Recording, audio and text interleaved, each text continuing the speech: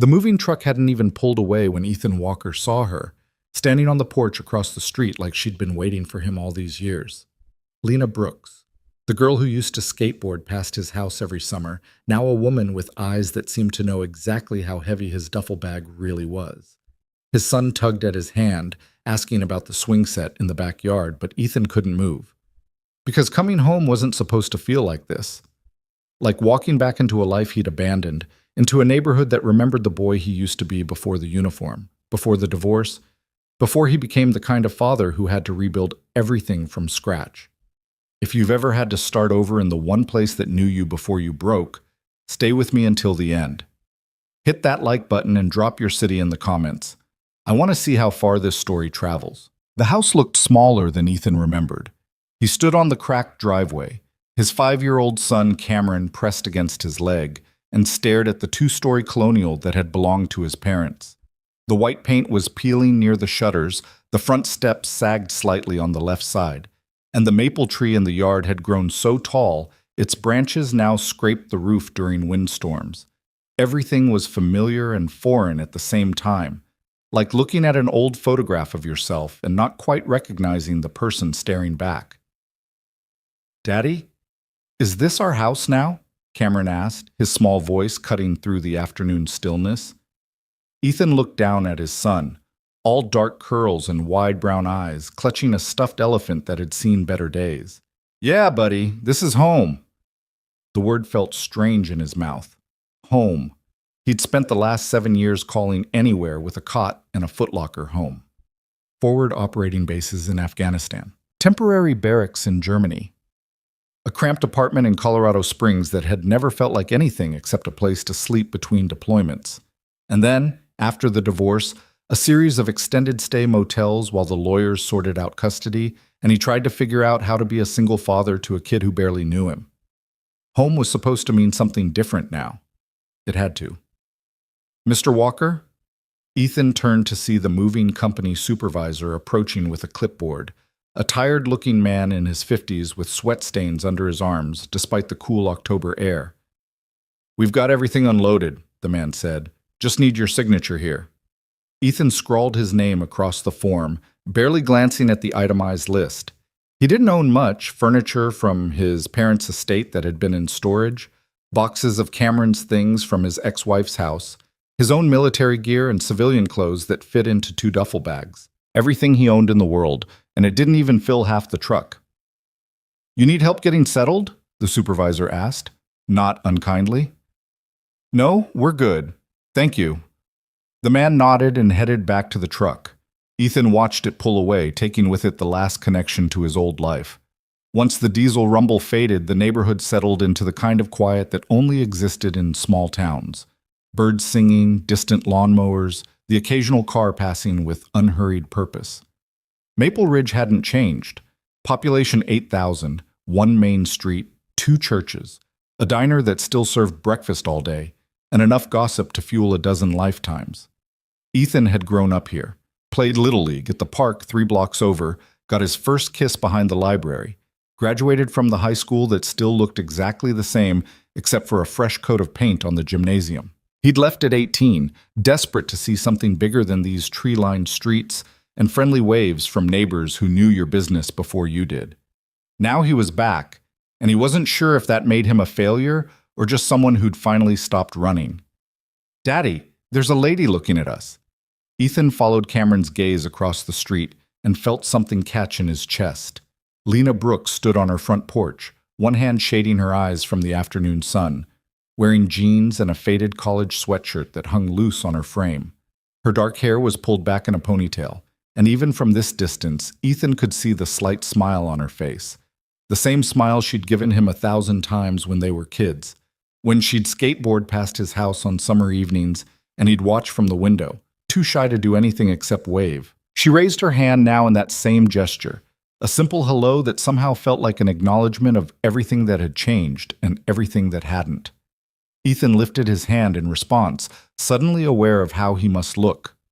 30 pounds heavier than the last time she'd seen him, his face harder, his eyes carrying the kind of weight that came from seeing things you couldn't unsee. The boy who'd left Maple Ridge had been full of ambition and certainty. The man who'd come back was just trying to keep his head above water. Lena didn't cross the street. She just stood there for a moment, that soft smile never wavering, then turned and went back inside her house. "Do you know her?" Cameron asked. "Yeah," Ethan said quietly. "We grew up together." "Is she nice?" "Very nice." "Good." Cameron tugged on Ethan's hand. "Can we go inside now? I'm hungry." Ethan let his son pull him toward the front door, fumbling with the keys that the estate lawyer had sent him 3 months ago. The lock stuck. It always had, and he had to jiggle the key twice before the door swung open with a familiar creak. The smell hit him immediately. Dust and old wood and something faintly sweet that he couldn't quite place. His mother's potpourri maybe still sitting in bowls throughout the house, even though she'd been gone for 2 years. The furniture was covered in sheets. The floors needed sweeping, and water stains marked the ceiling in the living room where the roof had leaked last winter. It was a mess, but it was theirs. "Whoa," Cameron breathed, his eyes wide, as he took in the high ceilings and the staircase that curved up to the second floor. "It's like a castle." "More like a fixer-upper," Ethan muttered, but he couldn't help the small smile that tugged at his mouth. "Come on, let's find your room." They spent the next hour exploring the house, opening doors and pulling sheets off furniture and trying to remember where everything belonged. Cameron claimed the bedroom at the end of the upstairs hall, the one that had been Ethan's as a kid, and immediately started unpacking his toys with the single-minded focus that only a 5-year-old could muster. Ethan left him to it and went back downstairs, standing in the kitchen and trying to figure out where to start. The refrigerator was empty except for a box of baking soda. The cabinets held mismatched dishes and a few cans of soup that had probably expired during the first Bush administration. The whole place needed cleaning, organizing, a fresh coat of paint, new appliances, probably a new roof if he was being honest with himself. He pulled out his phone and started making a mental list, then stopped. Who was he kidding? He had maybe $3,000 in savings, a modest military pension, and no job lined up beyond some vague promises from a construction company in the next town over. He couldn't afford to renovate. He could barely afford to be here. But Cameron needed stability. Cameron needed a home that didn't change every few months, a school where he could make friends, a father who was actually present instead of deployed or distracted or drowning in his own failures. That was worth more than money. That was worth everything. Ethan set the phone down and walked to the kitchen window, looking out at the backyard. The swing set was still there, rusted and leaning slightly to one side, but intact. He could fix that. He could fix a lot of things, given enough time. A knock at the front door pulled him from his thoughts. He found Lena standing on the porch, holding a casserole dish covered in aluminum foil. She'd changed into a clean shirt and put on a little makeup, though not much. Lena had never been the type to wear much makeup, even in high school, when all the other girls were experimenting with eyeshadow and lip gloss. "Hi," she said, and her voice was exactly as he remembered it. Soft, a little raspy, like she'd just woken up from a nap. "I thought you might be hungry. It's just lasagna, nothing fancy, but I made too much and figured you probably haven't had time to get groceries yet." Ethan stared at her for a moment, caught off guard by the simple kindness of the gesture. "You didn't have to do that." "I know." She held out the dish. "But I wanted to." He took it, the warmth seeping through the foil into his hands. "Thank you.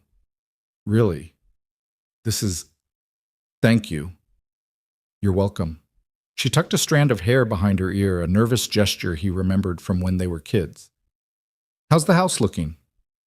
"Like it's been sitting empty for 2 years." "That bad?" "Worse." She laughed, a genuine sound that made something in his chest ease. "Well, if you need help with anything, painting, cleaning, whatever, just let me know. I've got a pretty flexible schedule." "What are you doing these days?" Ethan asked, genuinely curious. "I'm a therapist. I work from home mostly, see clients over video calls. It's not glamorous, but it pays the bills." She paused. "What about you? What are your plans?" "Still figuring that out," he admitted. "I've got a lead on some construction work, but nothing solid yet. Mostly I'm just trying to get Cameron settled." "Cameron's your son?" "Yeah, he's 5. Ethan glanced back toward the stairs. "He's upstairs, unpacking. or making a mess. Hard to tell with him. I'd love to meet him sometime. I'm sure he'd like that.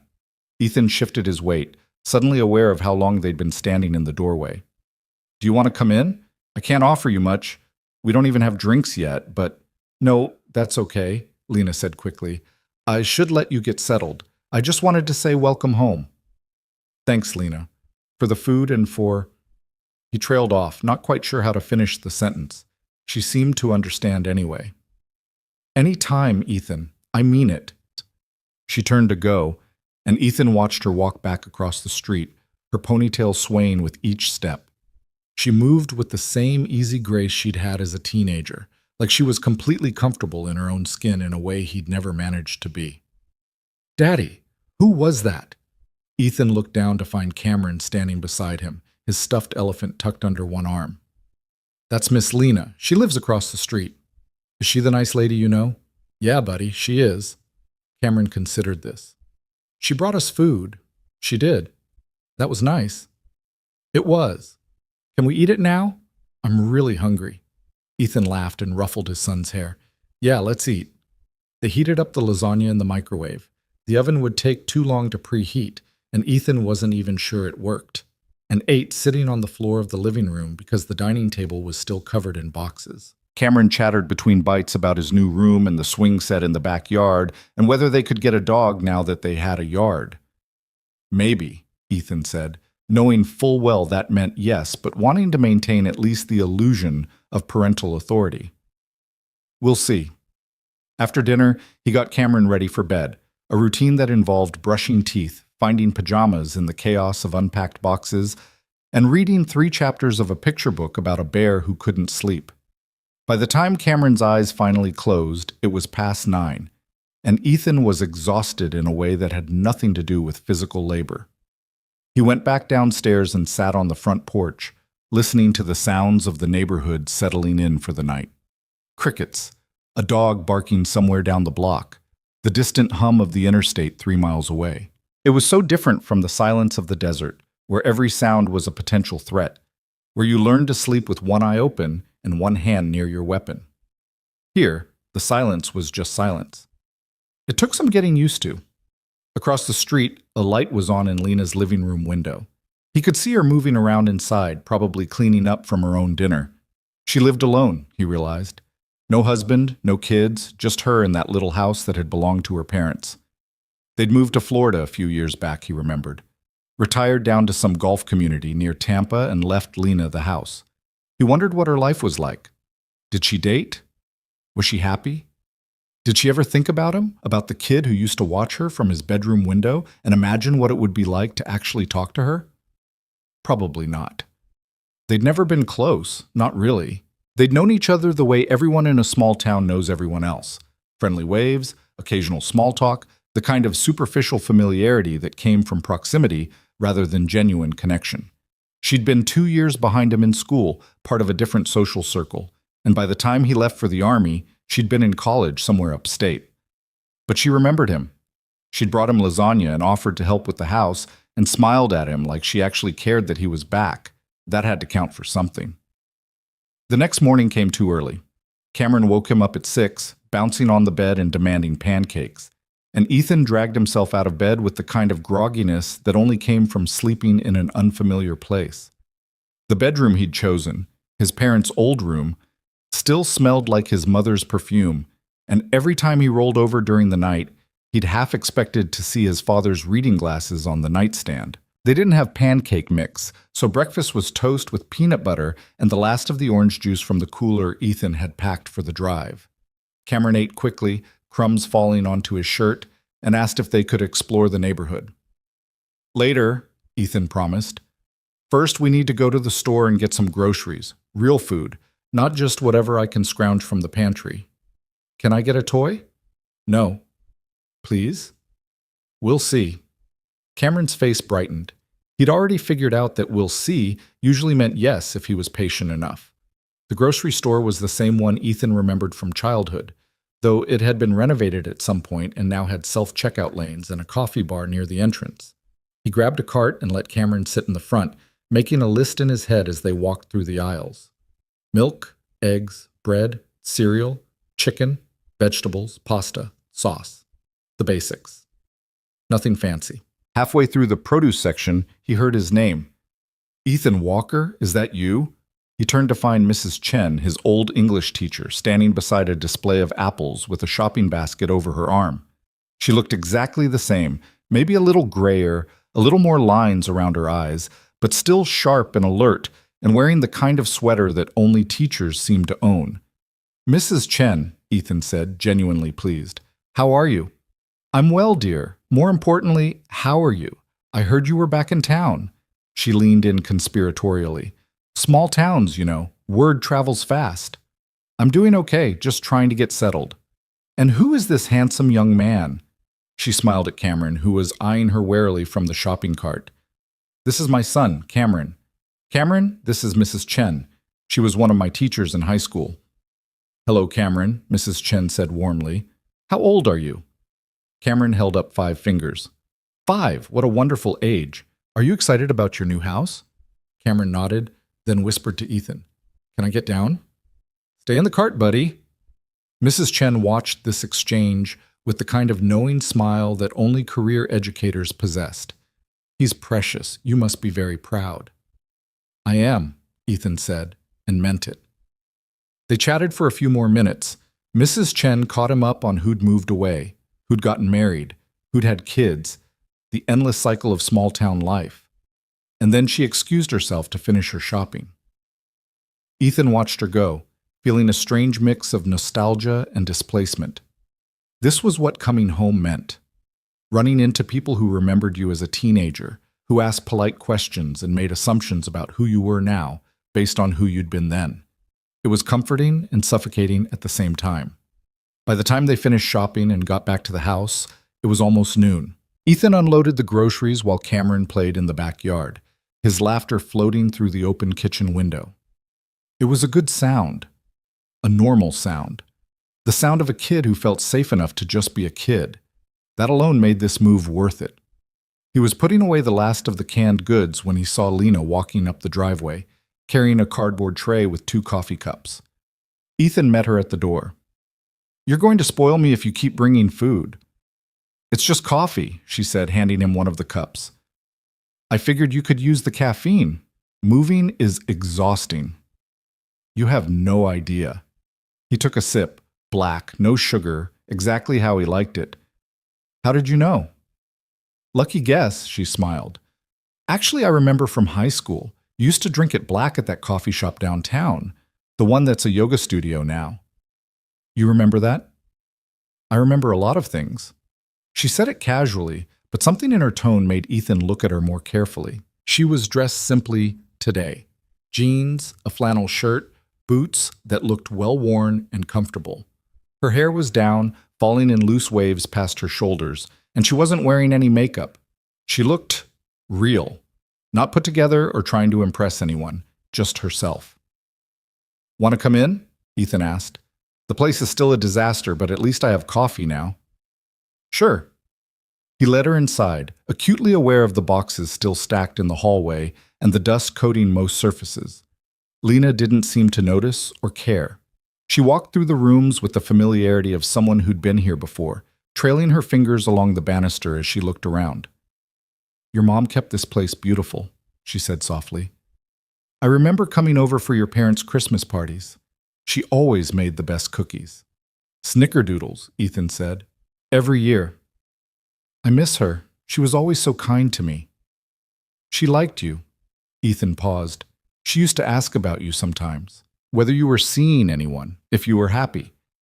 I think she hoped. He trailed off, unsure how to finish that sentence without making it weird. Lena looked at him, her expression unreadable. Hoped what? That we'd end up together, I guess. She always thought you were a good person. I am a good person, Lena said lightly. But so are a lot of people. Before Ethan could respond, Cameron burst through the back door, dirt smudged on his cheek and grass stains on his knees. Daddy, the swing is broken. I know, buddy. I'll fix it. Cameron skidded to a stop when he saw Lena. Hi. Hi, Lena said, crouching down to his level. You must be Cameron. I'm Lena. I live across the street. You brought us lasagna. I did. Did you like it? Cameron nodded enthusiastically. It was really good. Better than Daddy's cooking. Hey, Ethan protested, but he was smiling. Lena laughed. Well, if you ever want more, just let me know. I love to cook. But can you make mac and cheese? The best mac and cheese you've ever had. Cameron's eyes widened. Better than the box kind. Way better. Daddy, can Miss Lena make us mac and cheese? Ethan looked at Lena, who was still crouched beside his son, her expression warm and patient. Something in his chest tightened. Not painfully, but like something that had been clenched too long was finally starting to relax. If Miss Lena has time, he said carefully. I have time, Lena said, standing up. How about tomorrow? I'll bring everything over and we can make it together. Really? Really. Cameron threw his arms around her waist in an impulsive hug, and Lena laughed, hugging him back with an ease that suggested she was used to kids. When Cameron pulled away and ran back outside to continue his exploration, Lena straightened, brushing off her jeans. He's sweet, she said. He's a handful. All the best kids are. She picked up her coffee cup from where she'd set it on the counter. I should go. I have a client call in 20 minutes. But I meant what I said about tomorrow. You don't have to. I want to, Ethan. She said it firmly, meeting his eyes. Let me help, please. There was something in her voice that stopped his protest. Not pity, exactly, but understanding, like she knew what it was like to need help and be too proud to ask for it. Okay, he said finally. Tomorrow, for mac and cheese. Perfect. She headed for the door, then paused. And Ethan, it's good to have you home. She left before he could respond, and Ethan stood in the kitchen for a long moment, holding his coffee and trying to figure out what he was feeling. Relief, maybe. Gratitude. And something else. Something he hadn't felt in so long, he almost didn't recognize it. Hope. The rest of the day passed in a blur of unpacking and organizing and trying to impose some kind of order on the chaos. By evening, Ethan had managed to clear out the living room and set up Cameron's bedroom properly. Bed made, toys organized, clothes in the dresser. It wasn't much, but it was a start.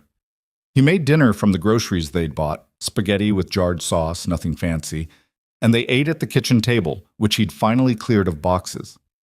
Cameron told him about the bugs he'd found in the backyard and asked again about getting a dog, and Ethan listened with half his attention, the other half occupied by thoughts of Lena and her easy smile and the way she'd hugged his son like it was the most natural thing in the world. After Cameron went to bed, Ethan went back to the porch. It was becoming a habit, this nightly ritual of sitting outside and listening to the neighborhood settle. He liked the quiet, the way it gave him space to think without the constant noise of military life or the bitter silence of his failed marriage. Tonight, though, his thoughts kept circling back to one question. Why was Lena being so kind to him? They barely knew each other. She had her own life, her own responsibilities, her own everything. She didn't owe him lasagna or coffee or offers to help with the house. She certainly didn't owe him friendship, if that's what this was, but she kept showing up anyway. Maybe it was just who she was, the kind of person who brought casseroles to new neighbors and remembered how strangers took their coffee. Or maybe it was something else, something he was afraid to name because naming it meant acknowledging that he wanted it, and wanting things had only ever led to disappointment. Better to just accept the help and be grateful for it. Better not to read into things that probably didn't mean what he hoped they meant. Across the street, Lena's living room light went off, and a moment later her bedroom light came on. Ethan looked away, feeling like he was intruding on something private, and finished his beer in silence. Tomorrow would bring mac and cheese and whatever else came with it. For now, that was enough. The next afternoon, Lena arrived with 2 grocery bags full of ingredients and a smile that made Ethan's kitchen feel warmer. Cameron bounced around her excitedly as she unpacked butter, milk, 4 different kinds of cheese, and a box of fancy pasta that definitely didn't come from the grocery store in town. This is from a specialty shop, she explained, catching Ethan's curious look. It makes all the difference. If you say so. I do. She handed Cameron a wooden spoon. Okay, sous chef. Your job is to stir when I tell you to stir. Can you do that? Yes! Cameron clutched the spoon like a sword. Ethan leaned against the counter, watching as Lena moved around his kitchen with practiced ease, boiling water, grating cheese, explaining each step to Cameron in a way that was patient withoght being condescending. She had a gift for making people feel included, he realized. Like whatever she was doing, you were part of it too. "So how are you adjusting?" she asked while the pasta cooked, her voice casual. "To being back, I mean." "It's strange," Ethan admitted. "Everything's the same, but I'm different. Does that make sense?" Perfect sense. She stirred the cheese sauce, the smell filling the kitchen. That's what leaving does. You go away, you change, but the place stays frozen in time. And when you come back, it's like trying to fit into clothes that don't quite fit anymore. Exactly. He was surprised by how accurately she'd described it. "How do you know that?" "I left too. Went to college upstate, worked in the city for a few years. Came back about 3 years ago when my parents moved, and I realized I missed this place more than I thought I would." She added more cheese to the pot. "It took a while to feel like I belonged here again. Some days I'm still not sure I do." "But you stayed." "I stayed?" She glanced at him. "Sometimes the place that doesn't quite fit is still better than anywhere else." Cameron tugged on her sleeve. "Can I stir now?" "Yes, carefully. We don't want to splash hot sauce everywhere." Ethan watched his son concentrate fiercely on stirring, his tongue poking out between his teeth the way it always did when he was focused. This was what he wanted for Cameron, these small, normal moments, making mac and cheese with a neighbor, learning to cook, being part of a community that felt safe and stable. "Thank you for this," he said quietly. Lena looked up from the pot. "For what?" "For making this feel normal, for treating us like we belong here." "You do belong here, Ethan. This is your home." "It hasn't felt like home in a long time." "Then maybe we need to change that." She said it simply, like it was the easiest thing in the world. Maybe it was. The mac and cheese was, as promised, the best Cameron had ever had. He ate 2 helpings and declared Lena the best cook in the world, which made her laugh and ruffle his hair affectionately. They ate together at the kitchen table, and for the first time since moving back, Ethan felt like they were doing more than just surviving. They were living. After dinner, Cameron wanted to show Lena his room, so they trooped upstairs and she admired his toys and asked questions about his favorite books, and generally made him feel like the most interesting person in the world. Ethan stood in the doorway, watching, and felt that tightness in his chest again. This was dangerous. Getting used to this. Getting used to her. But he couldn't seem to stop himself. Later, after Cameron was in bed and Lena had gone home, Ethan sat on the porch again and thought about the last time he'd felt this kind of contentment. Not happiness, exactly. He wasn't sure he knew what that felt like anymore, but something quieter, something that felt like maybe, possibly, things were going to be okay. His phone buzzed. A text from an unknown number. "Thanks for letting me crash your dinner. Cameron is wonderful. You're doing a great job with him." He stared at the message for a moment, then typed back, "Thank you. And thank you for the mac and cheese. He's still talking about it." 3 dots appeared immediately. "Anytime. I meant what I said about helping with the house. I'm pretty handy with a paintbrush. I might take you up on that." "I hope you do." "Good night, Ethan." "Good night, Lena." He set the phone down and looked across the street at her house, at the warm glow of lights in the windows. She was building a life here, just like he was trying to build one for himself and Cameron. Maybe they could help each other with that. Maybe that's what neighbors did. Showed up with lasagna and coffee and offers to paint just because it was the right thing to do. Or maybe it was more than that. Ethan wasn't ready to examine that thought too closely. Not yet. But he saved her number in his phone anyway, under a name that felt both familiar and new. Lena. The days began to settle into a rhythm. Mornings were for getting Cameron ready for kindergarten, a process that involved locating missing shoes, negotiating breakfast choices, and the constant battle of convincing a 5-year-old that yes, he did need to brush his teeth every single day. Ethan would drive him to Maple Ridge Elementary, the same school Ethan had attended, and watch him run toward the building with his backpack bouncing against his shoulders. Then the quiet would descend, and Ethan would return to the house to tackle the endless list of repairs and renovations. The roof leaked in 2 places. The bathroom tiles were cracked. The furnace made concerning noises whenever it kicked on. He worked through each problem methodically, the way the army had taught him. Assess, plan, execute. One task at a time. Lena kept appearing.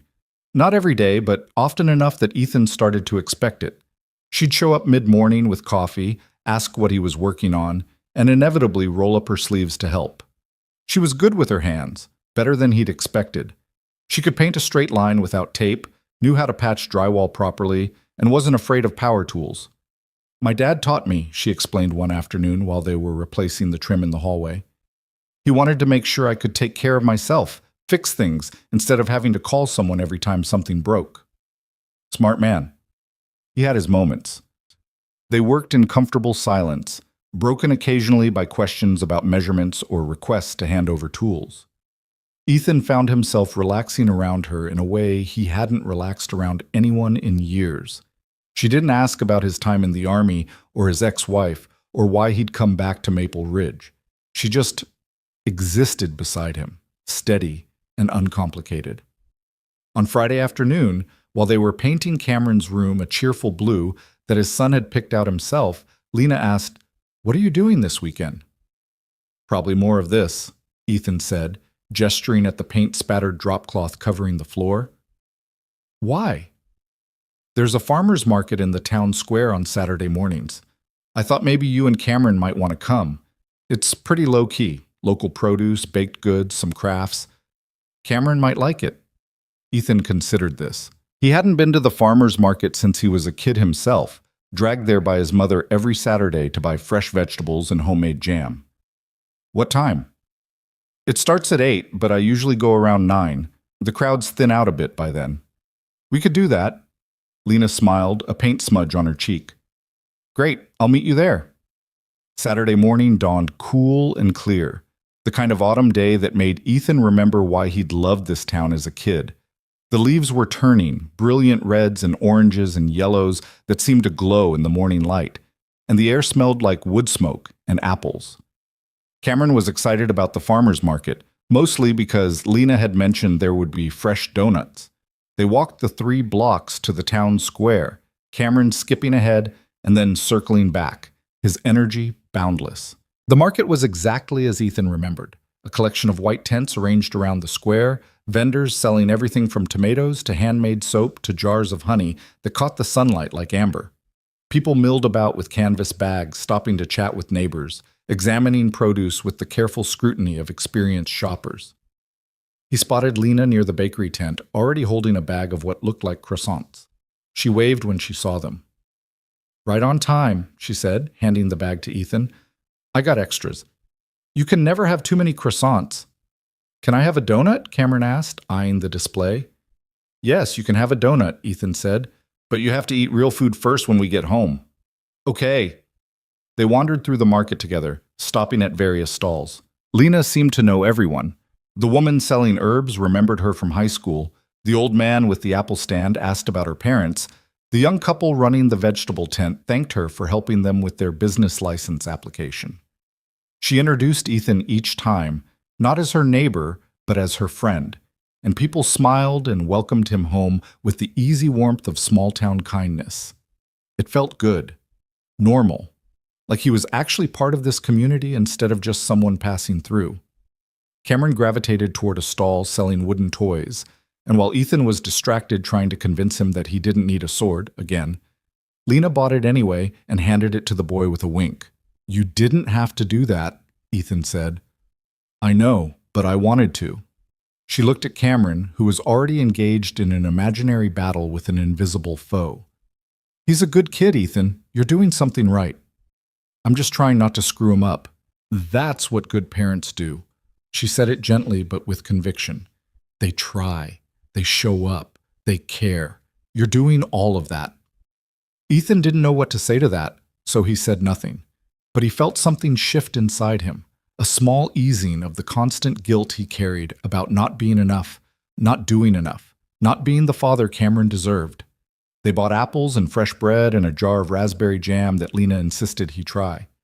By the time they left the market, Ethan was carrying 2 full bags, and Cameron was happily munching on a donut that had left powdered sugar all over his face. "This was nice," Ethan said as they walked back toward their street. "Thanks for inviting us." Thanks for coming. Lena paused at the corner where their routes would diverge. Hey, I was thinking, if you don't have plans tomorrow, maybe we could take Cameron to that park by the lake? The one with the big playground? The one where we used to have Little League games? That's the one. I go running there sometimes. It's beautiful this time of year. Ethan looked down at Cameron, who was listening intently. What do you think, buddy? Want to go to the park tomorrow? Yes. Can Miss Lena come? She's the one who suggested it. Yay! Cameron did a little jump, nearly dropping his wooden sword. I'll take that as a yes, Lena said, laughing. How about I pick you guys up around 11? Sounds good.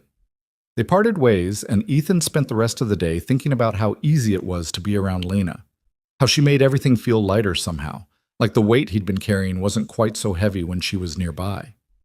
That night, after Cameron was asleep, he sat on the porch and stared at her house across the street. The living room light was on, and he could see her shadow moving past the window. He wondered what she was doing. Reading, maybe, or watching TV, or working on case notes from her therapy sessions. He wondered if she was thinking about him too. His phone buzzed. Another text from her. I had fun today. Thanks for letting me tag along. He typed back, You invited us. We should be thanking you. Okay, then you're welcome. See you tomorrow? See you tomorrow. He saved the conversation and pocketed his phone, then sat in the quiet for a long time, listening to the night sounds and trying not to think too hard about what all of this meant. Because if he thought about it too much, he'd have to admit that he was starting to care about Lena in a way that went beyond neighborly friendship. And caring about people, really caring, meant risking the kind of hurt he wasn't sure he could survive again. Better to just take it one day at a time. Better to just be grateful for what he had right now, in this moment, and not worry about what might come next. But as he finally went inside and locked the door behind him, he couldn't quite shake the feeling that something was beginning. Something that felt fragile and precious and terrifying all at once. Something that felt a little bit like hope. The Sunday morning after the farmer's market, Ethan woke to the sound of rain drumming against the windows and Cameron's small voice calling from down the hall. Daddy, it's raining! I know, buddy, Ethan called back, checking the clock. 7:30. At least it wasn't 6. Stay in bed for a little while longer. But I'm not tired. Ethan sighed and threw off the covers, padding down the hallway in his bare feet to find Cameron already out of bed, pressing his face against the window and watching the rain streak down the glass. It's really coming down, Cameron observed. Does this mean we can't go to the park? Probably not today, but we can find other things to do. Like what? Like breakfast. And maybe we can work on that swing set in the backyard. Cameron's face brightened. Can we really fix it? We can try. They made pancakes together, Cameron's favorite, and ate them while watching the rain turn the backyard into a small lake. The swing set stood in the middle of it all, rusted and forlorn, but Ethan could already see what it could become with some work. Sand down the rust, apply fresh paint, replace the chains, tighten the bolts. It was doable. Everything was doable if you broke it down into small enough steps. After breakfast, Ethan bundled Cameron into a raincoat, and they ventured out to examine the swing set more closely. The rain had slowed to a drizzle, just enough to make everything damp and cool, but not enough to drive them back inside. It's really broken, Cameron said, poking at a rusted bolt with his finger. Not broken, just old. There's a difference. Can you really fix it? I can definitely try, but I'm going to need your help. Cameron stood up straighter. What do I do? You can hand me tools, and you can tell me if I'm doing it right. Okay. They were still examining the swing set when Ethan heard footsteps splashing through the wet grass. He turned to find Lena approaching, wearing rain boots and a yellow slicker that made her look like she'd stepped out of a children's book. Morning, she called. I saw you two out here and thought you might want some company and coffee. She held up a thermos. You're a lifesaver, Ethan said, accepting the thermos gratefully. What are you doing up so early? I'm always up early. Therapist habit. My first client calls at 8 on Mondays, so my body just wakes up at this time regardless. She crouched down beside Cameron. What are we working on? Daddy's fixing the swing. That's ambitious. Need an extra set of hands? Ethan wanted to say no, wanted to insist he could handle it himself, but the truth was that having help would make the job go faster, and having Lena's company would make it more enjoyable. Sure, he said, if you don't mind getting dirty. I grew up helping my dad with projects like this. I don't mind at all. But they spent the next 2 hours working on the swing set while the rain came and went in fits and starts. Lena was as good as her word. She knew her way around tools, could hold steady, while Ethan tightened bolts and didn't complain when rust flakes got in her hair. Cameron ran back and forth between them, bringing screwdrivers and wrenches and providing a running commentary on their progress. You're really good at this, Ethan observed as Lena expertly sanded down a section of the frame. My dad was a handyman before the plant closed. He taught me everything he knew. She paused, her expression growing distant. He said a woman should never have to depend on someone else to fix what's broken, that she should have the skills to take care of herself. Smart man. He had his moments. She went back to sanding, and Ethan could tell there was more to that story, but he didn't push. They were still learning each other, still figuring out what questions were okay to ask. By the time they finished, the swing set looked almost new. Fresh paint would complete the transformation, but even without it, the structure was solid again. Cameron immediately climbed on, testing it with the fearlessness of a 5-year-old. Be careful, Ethan called. I'm being careful, Lena laughed, brushing rust from her hands. He's fine. Kids are resilient. I know, I just worry. That's what parents do. She looked at him thoughtfully. Can I ask you something? And you don't have to answer if you don't want to. Sure. Where's Cameron's mom? I don't mean to pry, but he's never mentioned her, and you haven't either. Ethan had been expecting this question. In a small town, people talked, and Lena would hear the story eventually anyway. Better she heard it from him. Her name is Rachel. We got divorced 2 years ago, right after I left the army. She has primary custody, but she's been going through some things. New marriage, new baby, trying to blend families, and it was getting complicated for Cameron. So we agreed he'd come live with me for a while. Give everyone some space to adjust. Do you still talk to her? Sometimes. Usually about Cameron. We're civil, which is more than a lot of divorced couples can say. He watched his son swing higher, his laughter carrying across the wet yard. She's not a bad person. We just weren't good together. We wanted different things, needed different things, and we didn't figure that out until we'd already made all the promises. That must have been hard. It was, but staying together would have been harder. He turned to look at Lena. I don't regret the marriage. It gave me Cameron, but I do regret not being honest with myself, and with her, about who I really was and what I really wanted. What did you want?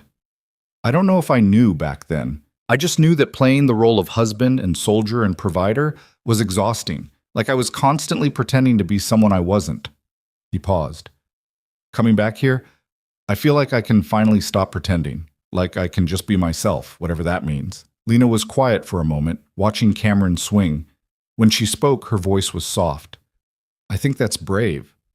A lot of people spend their whole lives pretending because it's easier than being honest. You sound like you're speaking from experience. Maybe I am. She smiled, but there was something sad in it. I spent 3 years with someone who wanted me to be less than I was. Less emotional, less intense, less everything. And I tried so hard to be what he wanted that I almost forgot who I actually was. Marcus. Yeah, Marcus. She shook her head. I don't usually talk about him, but with you, it feels okay, like you won't judge me for staying too long or trying too hard. I could never judge you for that. I did the same thing in my marriage.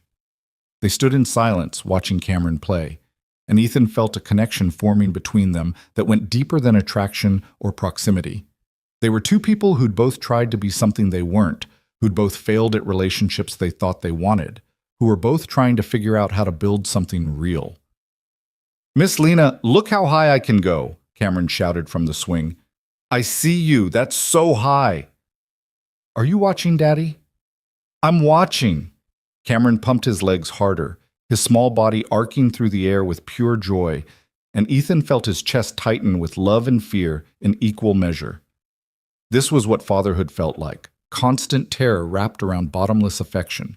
The knowledge that you would do anything to protect this small person, even as you had to let them take risks and grow.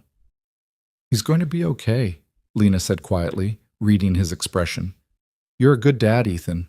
He's lucky to have you. I don't always feel like a good dad. Most of the time I feel like I'm making it up as I go. That's what all good parents feel like. The ones who think they have it all figured out are usually the ones screwing it up the most. Ethan looked at her, at the way the drizzle had made her hair curl slightly around her face, at the smudge of rust on her cheek, at the easy comfort in her posture. She belonged here, in this moment, in this yard, in this life he was trying to build. It was too soon to think things like that, too soon to feel this comfortable with someone, but he couldn't help it. "Thank you," he said, "for this morning, for the help with the swing set, for the coffee, for all of it." "You're welcome. Though I should be thanking you. I had fun. I haven't worked on a project like this in years. Anytime you want to come help me destroy my house in the name of renovation, you're welcome to." She laughed. "I might take you up on that." Cameron finally tired himself out on the swing and came running over, his cheeks flushed and his eyes bright. "I'm hungry again." "You're always hungry," Ethan said, ruffling his hair. "Can Miss Lena stay for lunch?" Ethan looked at Lena, who shrugged. "I don't have any plans if you don't mind the company." "We don't mind at all." They went inside, tracking mud across the kitchen floor that Ethan would worry about later, and made grilled cheese sandwiches and tomato soup. Cameron chattered through the meal about school starting on Monday, about his new teacher, Mrs. Rodriguez, about whether he'd make friends or if everyone would already have friends and he'd be left out. "You're going to make lots of friends," Lena assured him. "You're funny and kind and you know how to share. That's everything kids care about." "But what if they don't like me?" "Then they're not worth being friends with. The right people will like you for exactly who you are." Cameron considered this, then nodded and went back to his sandwich.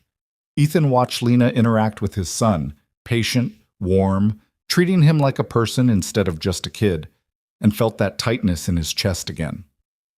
After lunch, Cameron wanted to watch a movie, so they set him up in the living room with a cartoon about talking cars and retreated to the kitchen to clean up. Ethan washed while Lena dried, and the domestic simplicity of it felt both foreign and familiar. "Can I ask you something?" Lena said, setting a dried plate on the counter. "Sure." "Why did you really come back to Maple Ridge? I know you said it was about Cameron needing stability, but was that all of it?" Ethan thought about how to answer that, his hands stilling in the soapy water. "No, that wasn't all of it. I came back because everywhere else I felt like a ghost, like I was just going through the motions of living without actually being alive. And I remembered how it felt to be a kid here, safe, known, part of something bigger than myself. I wanted to see if I could find that feeling again." "And have you?" "I'm starting to." He looked at her. "You're part of that. The way you've welcomed us, helped us, showed up. It makes me feel like maybe I do belong here after all." Lena set down the dish towel and turned to face him fully. "Ethan, I need you to understand something. I'm not just being a good neighbor. I'm not helping you fix your house out of some sense of obligation or community duty." "Then why are you doing it?" "Because I like you. Because I like spending time with you and Cameron. Because when I'm with you, I feel more like myself than I have in years." She paused. "And because I think maybe you feel the same way, and I wanted you to know that it's okay, that whatever this is between us, it's okay to acknowledge it." Ethan's heart was pounding. "I do feel the same way. I just didn't want to assume or push or make things weird between us." "Things are already weird between us. Good weird. The kind of weird where we both know something is happening, but we're too scared to name it. So what do we do about it?" "We keep doing what we're doing. We spend time together. We help each other. We see where it goes." She smiled. No pressure, no expectations, just honest effort. "I can do honest effort." "Good." She picked up the dish towel again. "Now, finish those dishes before Cameron comes looking for us." They worked in silence for a few more minutes, but everything felt different now. The air felt charged, full of possibility and promise. When Ethan's hand brushed against Lena's as he handed her a dish, neither of them pulled away. After the dishes were done, Lena said she should probably head home and get some work done. Ethan walked her to the door, suddenly not wanting her to leave but not knowing how to ask her to stay. "Thank you for today," he said. "For everything." "Stop thanking me. I told you I wanted to be here." "Still, it means a lot." She reached up and touched his cheek, just briefly, her fingers warm against his skin. "See you tomorrow?" "Yeah, tomorrow." He watched her walk across the street, waiting until she was safely inside before closing his own door. Cameron looked up from the movie. "Is Miss Lena your girlfriend?" Ethan sat down on the couch beside his son. "Would that be okay with you if she was?" "Yeah, she's nice, and she makes good mac and cheese." "Those are both very good reasons to like someone." "Do you like her?" "Yeah, buddy, I do." "Good." Cameron turned back to the TV, apparently satisfied with this conversation. Ethan sat there, half watching the movie, thinking about Lena and honest effort, and the terrifying possibility that maybe, just maybe, he was getting a second chance at building something real. That night, after Cameron was asleep, Ethan's phone buzzed with a text from Lena. "I had a really good day. Thank you for letting me be part of it." He stared at the message for a moment, then typed back, "I had a good day too. Same time tomorrow? I'm tackling the bathroom tiles and could use someone who knows what they're doing. You're going to owe me so much coffee at this rate. I'll buy you your own personal coffee maker. Deal. See you tomorrow, Ethan." "See you tomorrow." He set the phone down and looked around the living room, at the boxes still waiting to be unpacked, at the walls that needed painting, at all the work still ahead of him. A month ago, it would have felt overwhelming, but now, knowing Lena would be there to help, knowing Cameron was settling in, knowing he was finally building something that felt like home, it just felt manageable. More than manageable. It felt like exactly where he was supposed to be. The next morning was Monday, and the house erupted into controlled chaos as Ethan tried to get Cameron ready for his first day of kindergarten. Cameron changed his shirt 4 times, insisted his hair wouldn't stay flat, and asked approximately 17 questions about whether the other kids would like him. "They're going to love you," Ethan said for the 5th time, finally getting Cameron's shoes tied. "You're smart and funny and kind. What's not to love?" "But what if I don't know how to do something? What if everyone else already knows how to read and I'm the only one who doesn't?" "Then you'll learn. That's what school is for." Ethan pulled his son into a hug. "And if anything feels scary or hard, you tell Mrs. Rodriguez and she'll help you, okay?" "Okay." They were heading out the door when Lena appeared on her porch, holding that familiar paper bag. "First day of school breakfast round 2, she called. "Chocolate chip muffins this time." Cameron's face lit up, and he ran across the street to accept the bag. "Thank you, Miss Lena." "You're welcome. Are you excited about school?" "I'm nervous." "That's totally normal. I was nervous on my first day of kindergarten, too." "Really?" "Really. But you know what I figured out? The other kids were just as nervous as I was. We were all in it together." Cameron seemed to consider this, then nodded. "Okay. I can do it." "I know you can." Ethan walked over, grateful once again for the way Lena seemed to know exactly what to say. "Want to come with us? I know you said you would yesterday." "I'd love to." They drove to the elementary school together, Cameron bouncing in the back seat and talking through his nervousness. The parking lot was crowded with parents and children, everyone looking slightly shell-shocked by the reality of the school year beginning. Mrs. Rodriguez greeted them at the kindergarten classroom door, her warm smile immediately putting Cameron at ease. "Good morning, Cameron. Are you ready for a great first day?" Cameron nodded, suddenly shy, and pressed closer to Ethan's leg. Ethan crouched down to his son's level. "Remember what we talked about. You're brave and smart, and you're going to have a great day." "What if I miss you?" "Then you think about me and know that I'm thinking about you too, and I'll be right here at 3 o'clock to pick you up and hear all about your day." Cameron threw his arms around Ethan's neck, holding on tight, and Ethan felt his throat tighten. This was harder than he'd expected, letting go, watching his son walk into a room without him, trusting that it would all be okay. "I love you, buddy," he whispered into Cameron's hair. "I love you too, Daddy." Lena knelt down beside them. "Hey, Cameron, can I tell you a secret?" Cameron pulled back, curious. "What?" "Your dad is going to be way more nervous about this than you are. So maybe you can be brave for both of you." Cameron looked at Ethan, seeing the truth of this in his father's face, and something shifted in his expression. He stood up straighter, took a deep breath, and nodded. "I can do that." "I know you can," Lena said. Cameron took Mrs. Rodriguez's offered hand and walked into the classroom without looking back. Ethan watched until his son disappeared into the sea of other children, then stood there staring at the closed door like if he looked away, something terrible would happen. "He's going to be fine," Lena said softly, taking Ethan's hand. "I know. It's just hard. Come on, let's go get coffee and you can tell me about those bathroom tiles you need help with. They walked back to the car hand in hand, and Ethan realized that this was the first time they'd held hands in public, the first time they'd openly acknowledged what was growing between them. Several parents noticed, their eyes following them with curiosity, and Ethan could practically hear the gossip starting. Let them talk, he thought. He didn't care. They stopped at the diner for coffee, and Carla the waitress gave them a knowing look when she brought their mugs. "You two are the talk of the town, you know," she said, topping off their coffee without being asked. "Are we?" Lena asked mildly. "Oh, honey, half the town has you two married by Christmas. The other half is taking bets on how long it'll take Ethan to propose." Ethan nearly choked on his coffee. We're friends." "Uh-huh. Friends who hold hands and look at each other like that." "Sure," Carla winked.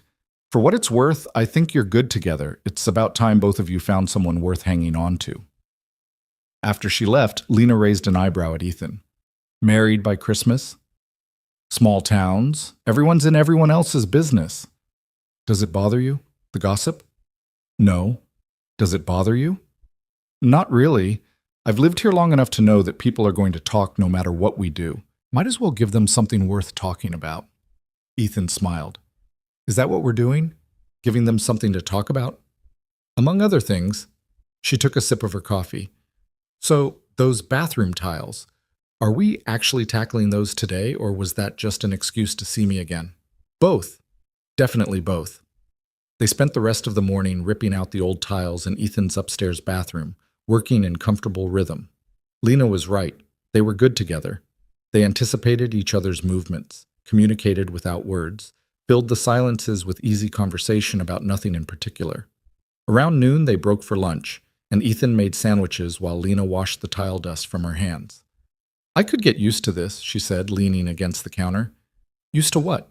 Manual labor and PB and J? Used to spending my days with you, working on projects, talking about nothing, just being. I could get used to it too." He handed her a plate. "Actually, I think I already have." They ate sitting on the back porch steps, watching clouds drift across the autumn sky. The yard was still a mess. Leaves everywhere, flower beds overgrown, fence posts rotting, but Ethan could see the potential.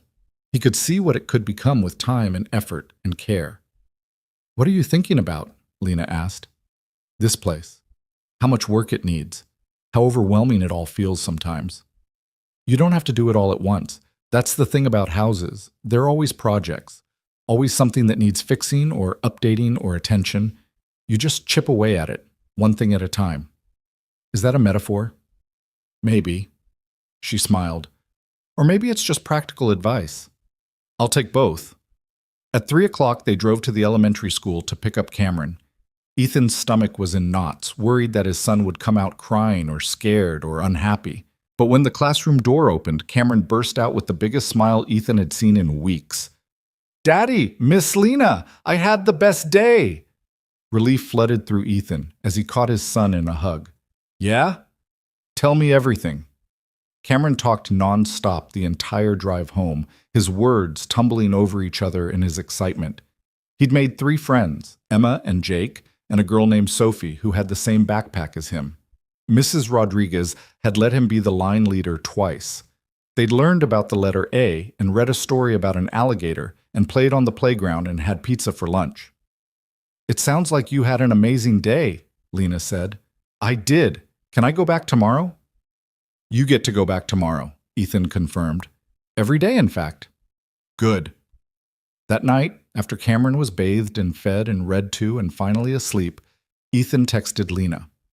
"Thank you for being there today, for the school drop-off and the moral support and all of it. Anytime.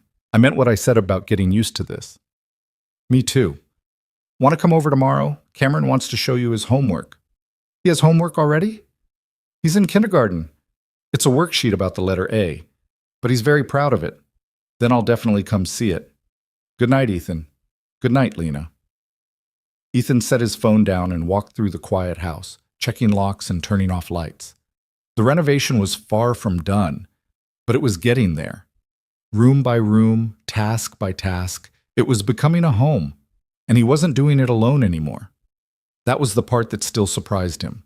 How natural it felt to have Lena in his life, in his space, helping him build this new existence. How right it felt to have her there when Cameron needed reassurance, or when Ethan needed someone to talk to, or when they both just needed company while doing mundane tasks. He thought about what Carla had said. Married by Christmas. It was absurd, way too fast, completely unrealistic. But standing in his kitchen in the house where he'd grown up, finally feeling like he was building a life worth living, Ethan couldn't help but think that maybe, possibly, it wasn't as absurd as it should be. Maybe some things were just meant to happen quickly. Maybe when you'd spent years pretending to be someone you weren't, you recognized the real thing when you finally found it. Maybe this was it. The real thing. The second chance he didn't know he'd been looking for. And maybe, just maybe, he was ready for it. The short trip came up unexpectedly, the way good things sometimes do when you're not looking for them. Ethan had been replacing the rotted boards on the back porch when Lena appeared around the side of the house, carrying 2 thermoses and wearing a light jacket against the October chill. "Coffee delivery," she announced, handing him one of the thermoses. "You're going to single-handedly keep me caffeinated through this entire renovation." "Someone has to." She sat down on the steps, careful to avoid the pile of old boards he'd already removed. "So I have a proposition for you." Ethan paused mid-swing with his hammer. "I'm listening." "My friend Emma owns a cabin about 2 hours north of here. It's right on Lake Harmony, really beautiful this time of year. She's letting me use it this weekend, and I thought, if you and Cameron don't have plans, maybe you'd want to come along. Just for Saturday and Sunday. Get away from all this." She gestured at the house, the endless repairs, the weight of settling in. "I don't know," Ethan said slowly. "That's a lot to ask of you. We'd be in your way." "You wouldn't be in my way. I'm inviting you." She took a sip of her coffee. "Look, I know you've been working nonstop since you got here. Cameron starts kindergarten on Monday, and you'll both be juggling new routines. This might be the last chance for a while to just breathe. No pressure, no expectations, just a couple days by the lake." Ethan set down his hammer and sat beside her on the steps. The morning sun was warming the air, burning off the last of the fog that had settled overnight. "Why are you doing all this? The food, the help with the house, now this?"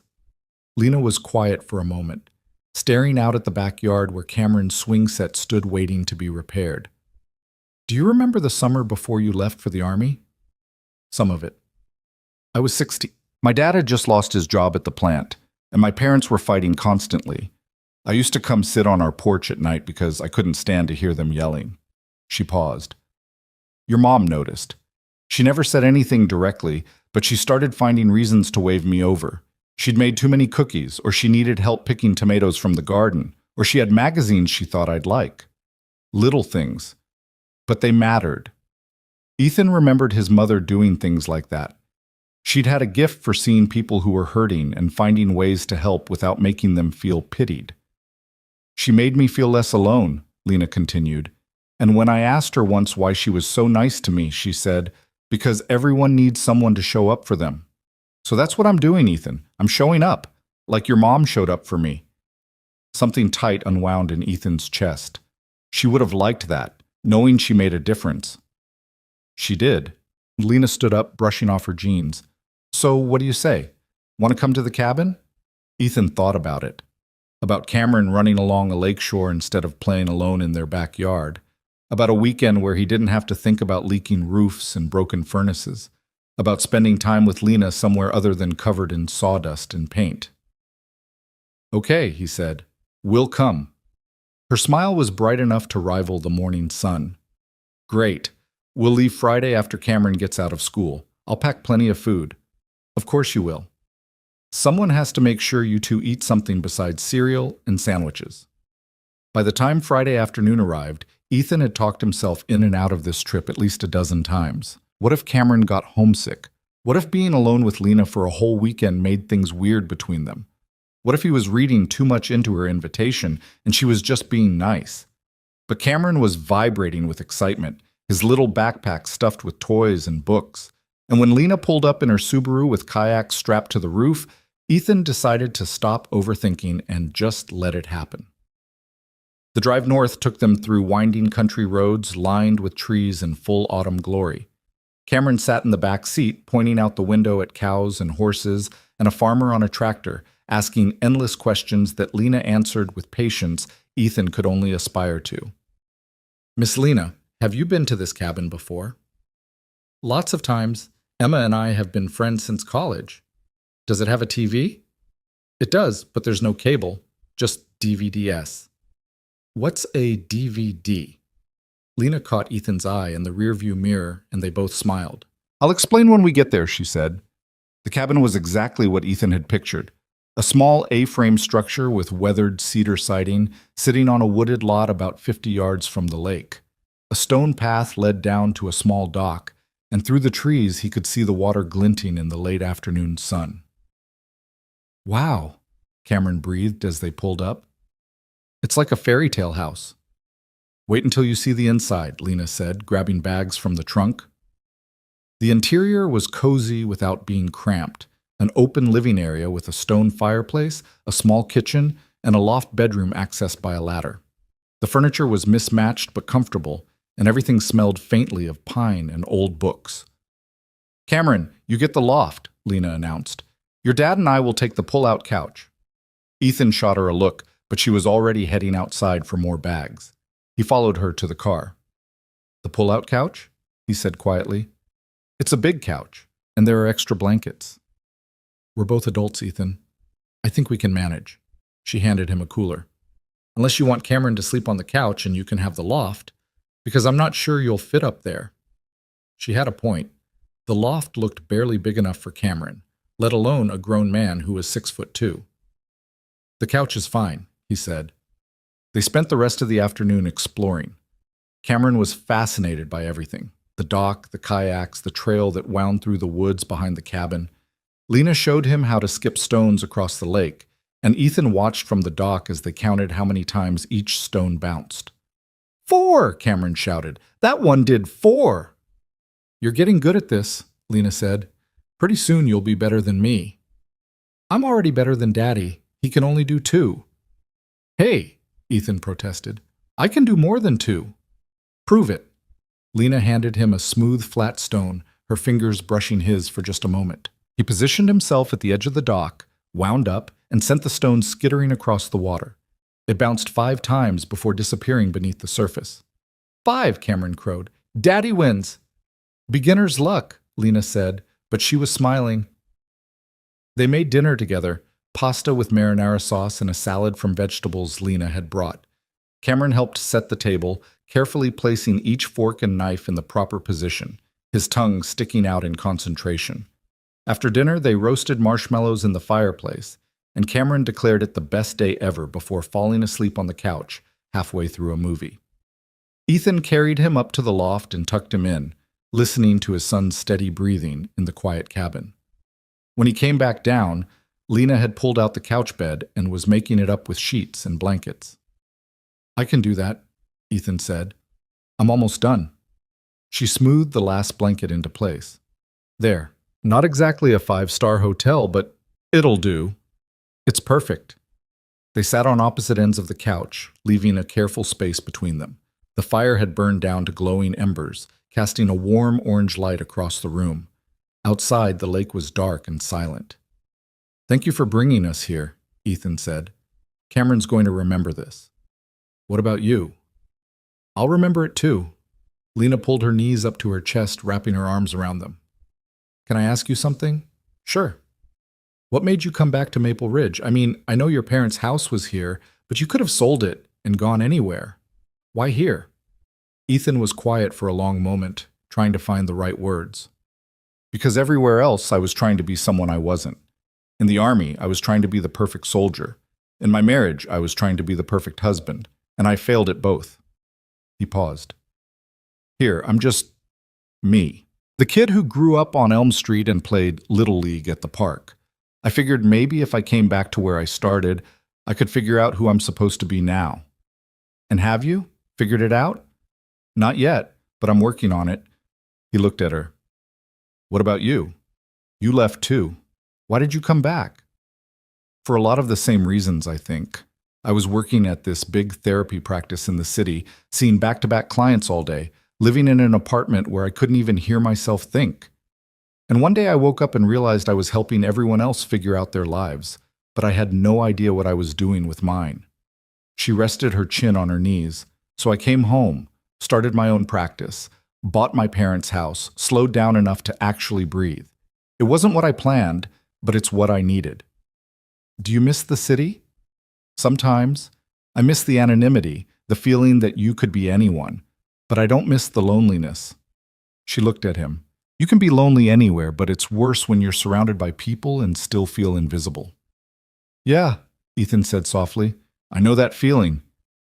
They sat in silence for a while, watching the embers fade. Ethan was acutely aware of her presence beside him, the rise and fall of her breathing, the way she absently twisted a strand of hair around her finger, the small space between them that felt both enormous and non-existent.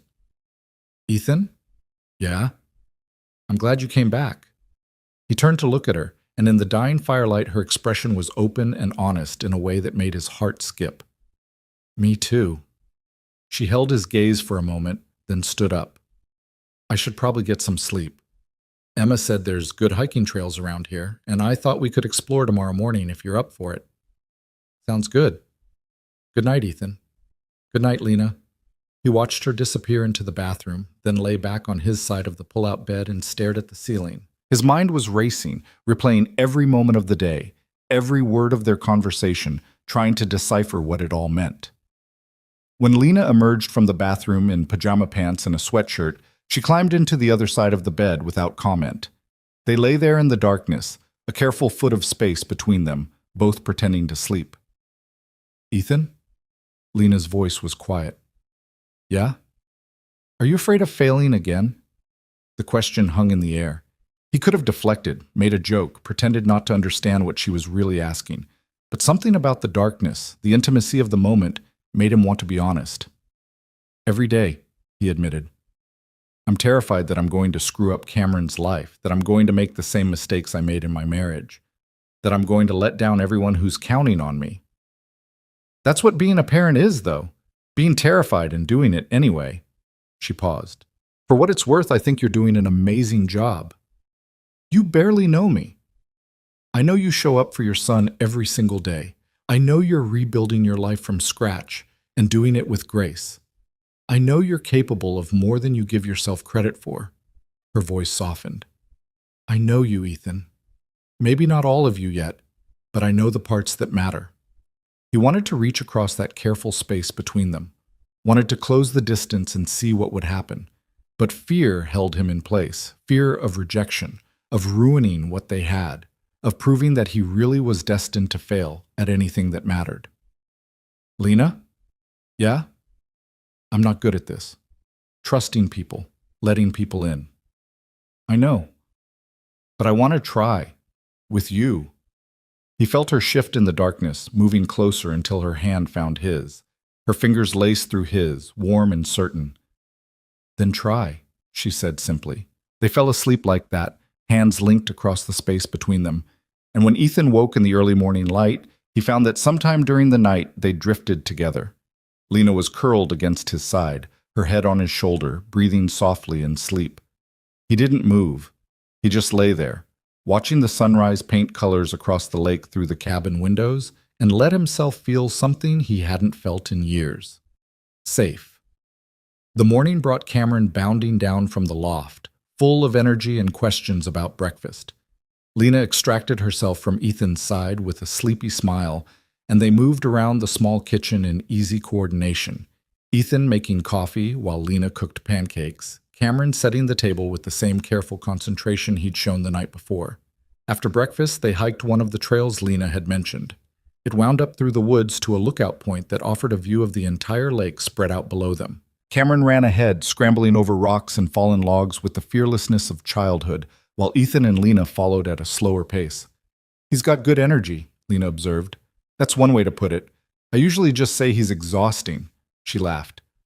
How are you feeling about him starting school on Monday? Nervous? What if the other kids aren't nice to him? What if he has trouble adjusting? What if… Ethan. She touched his arm. He's going to be fine. Kids are resilient, and he has you looking out for him. I just want to get it right. After everything he's been through with the divorce, the moving around, all of it, I want to give him stability. You are giving him stability. You're here. You're present. That's what matters. They walked in silence for a moment, then Lena added quietly, My dad wasn't around much when I was growing up. He worked all the time, and when he was home, he was too tired or too stressed to really be present. I used to wish he'd just see me, Really see me. Is that why you became a therapist? Partly.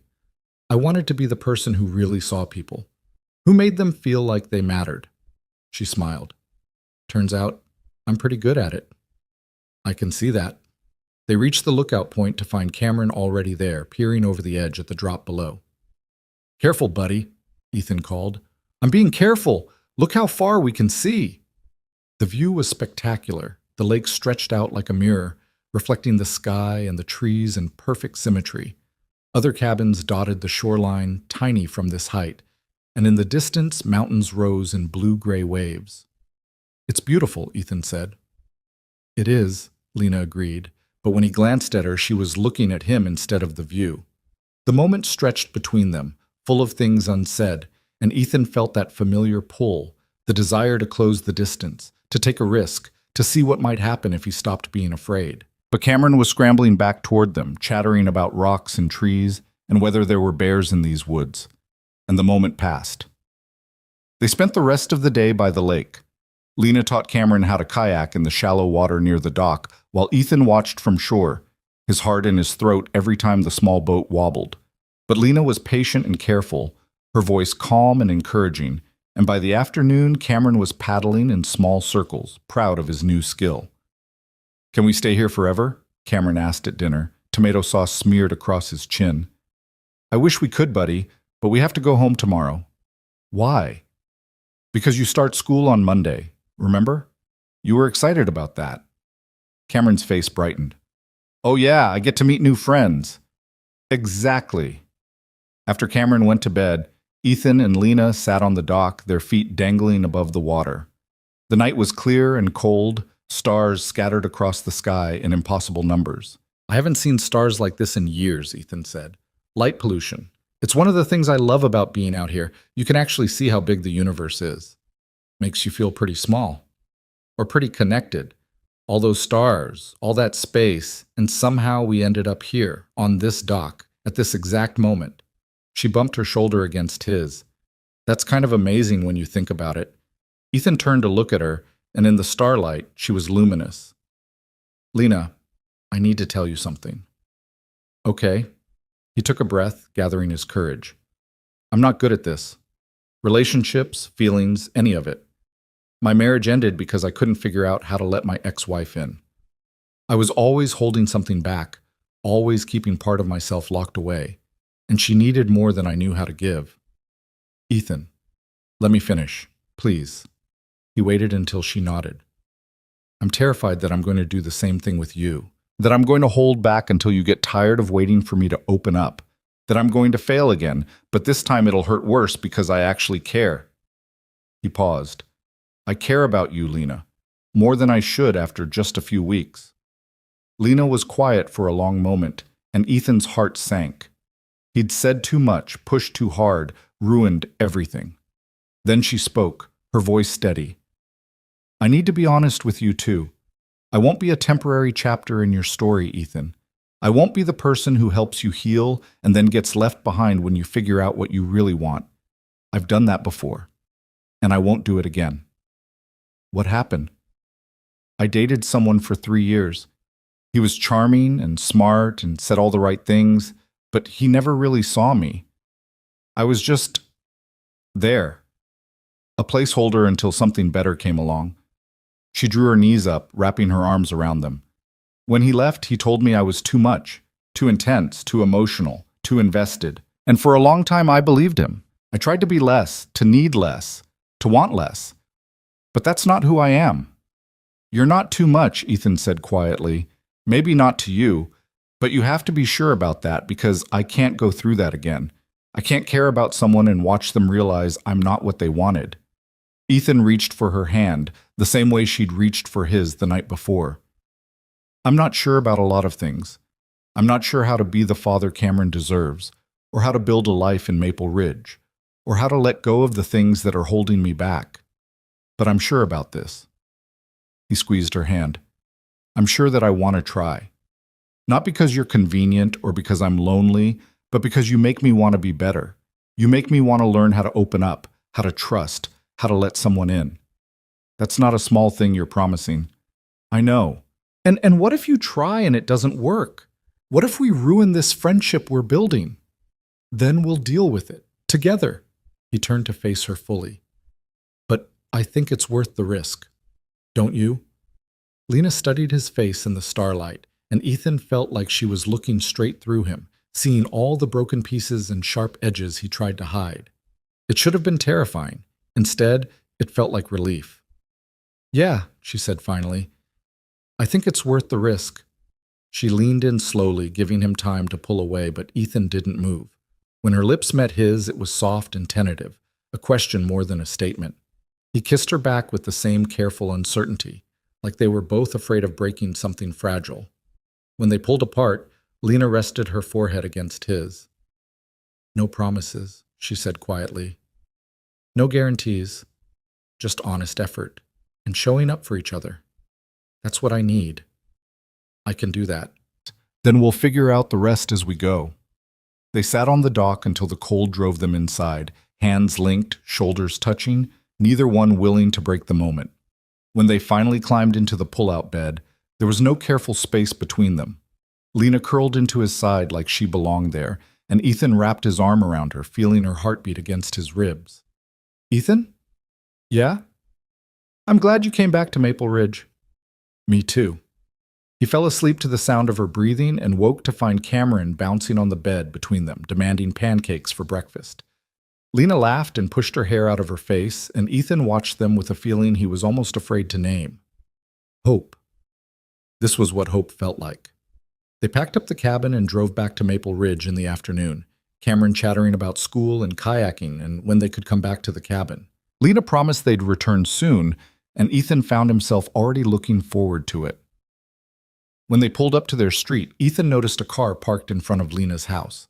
A man was sitting on her porch steps, checking his phone. Lena went very still. That's Marcus. Who's Marcus? My ex. Her voice was tight. The one I told you about. The man stood up as they approached, a smile spreading across his face. He was tall and good-looking in the way of men who spent a lot of time at the gym and in front of mirrors. His clothes were expensive, his hair artfully messy, and when he waved at Lena, there was a confidence in the gesture that immediately set Ethan's teeth on edge. This is going to be fun, Lena muttered, unbuckling her seatbelt. Ethan touched her arm. You want me to stay? She looked at him, something unreadable in her expression. Yeah, I do.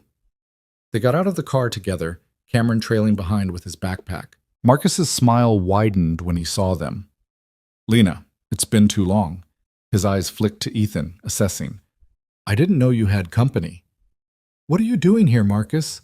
Lena's voice was cool, controlled. I was in the area and thought I'd stop by. See how you're doing. Maybe take you to dinner. He said it casually, like showing up unannounced at your ex-girlfriend's house was perfectly normal. I'm busy. I can see that. Marcus's gaze shifted to Cameron, then back to Ethan. New boyfriend? That's none of your business. Fair enough. Marcus held up his hands in mock surrender. Look, I'm not here to cause trouble. I just wanted to talk, 5 minutes. That's all I'm asking. Lena hesitated, and Ethan could see the conflict in her face, part of her wanting to send Marcus away, part of her too polite to make a scene. Cameron and I will head inside, Ethan said quietly. Take your time. He guided Cameron across the street to their house, but he didn't go in. Instead, he stood on his porch, watching, making sure Lena was okay, making sure Marcus kept his distance, making sure she knew he was there if she needed him. From across the street, Ethan could see the tension in Lena's shoulders as she stood facing Marcus on her porch. Cameron tugged at his hand, asking about a snack, but Ethan's attention was locked on the scene unfolding in front of Lena's house. Daddy, I'm hungry. I know, buddy. Go inside and wash your hands. I'll be right there. Cameron hesitated, following his father's gaze across the street. Is Miss Lena okay? She's fine. Go on. Ethan waited until Cameron disappeared into the house before taking a few steps closer to the edge of his porch. He couldn't hear what Marcus was saying, but he could read the body language, the way Marcus leaned in too close, the casual hand on Lena's arm that she immediately shrugged off, the smile that didn't reach his eyes. Lena's posture was rigid, her arms crossed defensively across her chest. She shook her head at something Marcus said, took a step back toward her front door. But Marcus followed, closing the distance she'd created, his voice rising just enough that Ethan caught fragments. Come on, Lena. Just being dramatic. We were good together. Ethan's jaw tightened. He was already moving down his porch steps when he saw Lena's hand come up, palm out, a clear stop signal. Her voice carried across the street, sharp and final. I said, no, Marcus, I need you to leave. I drove 2 hours to see you. I didn't ask you to do that. You could at least hear me out. I don't owe you anything. Marcus's expression shifted, the charming smile slipping into something harder. That's not how I remember it. I seem to recall you owing me quite a bit, actually. All those months I supported you while you were getting your practice started, the rent I helped with. I paid you back every cent. Money, sure. But what about... Excuse me. Ethan's voice cut across the conversation as he crossed the street. Both Lena and Marcus turned to look at him. Everything okay here? Marcus's eyes narrowed. We're having a private conversation. Doesn't look very private. Ethan stopped beside Lena, close enough that their shoulders almost touched. Lena, you good? She looked at him, relief flickering across her face. Yeah. Marcus was just leaving. Actually, I wasn't finished. Yeah, you were. Ethan's voice was calm but carried an edge that came from years of command presence in the military. The lady asked you to leave, so you're going to get in your car and drive back to wherever you came from. Marcus laughed, but it was forced. And who are you exactly? The new boyfriend? Let me guess, small-town hero type. Probably thinks he's... I'm the neighbor, Ethan said evenly. And I'm asking politely. Once. Leave. Something in Ethan's tone must have registered because Marcus took a step back, hands raised in mock surrender. Fine. Whatever. This is ridiculous anyway. He looked at Lena. When you're ready to have an actual adult conversation, you know where to find me. Don't hold your breath, Lena said. Marcus shot Ethan one more assessing look, then headed to his car, a sleek BMW that screamed money and ego. He peeled out of the driveway with more speed than necessary, tires squealing as he turned onto the main road. The silence that followed felt heavy. Thank you, Lena said quietly. You didn't have to do that. I know, but I wanted to. Ethan turned to face her fully. You okay? Yeah, just shaken. I haven't seen him in almost a year. I thought he'd moved on. What did he want? The same thing he always wants, control. He can't stand that I'm doing fine without him, that I built a life here that doesn't include him. She wrapped her arms around herself. He used to do this when we were together, show up unannounced, insert himself into my plans, make everything about him. I thought moving back to Maple Ridge would put enough distance between us, but apparently not. Did he hurt you when you were together? Not physically, but emotionally? She laughed, but there was no humor in it. He was an expert at making me feel small, at convincing me that my feelings were too much, that I was overreacting, that I should be grateful he put up with me at all. Ethan felt anger kindle in his chest, hot and protective. He's an idiot. He's manipulative. There's a difference. Lena looked up at him. I'm sorry you had to see that. I'm sorry I let him get to me. I should have just gone inside and ignored him. Don't apologize. You handled it exactly right. He paused. But if he comes back, he won't. If he does, you call me, okay? Lena studied his face, and something in her expression softened. You meant what you said last night, about trying.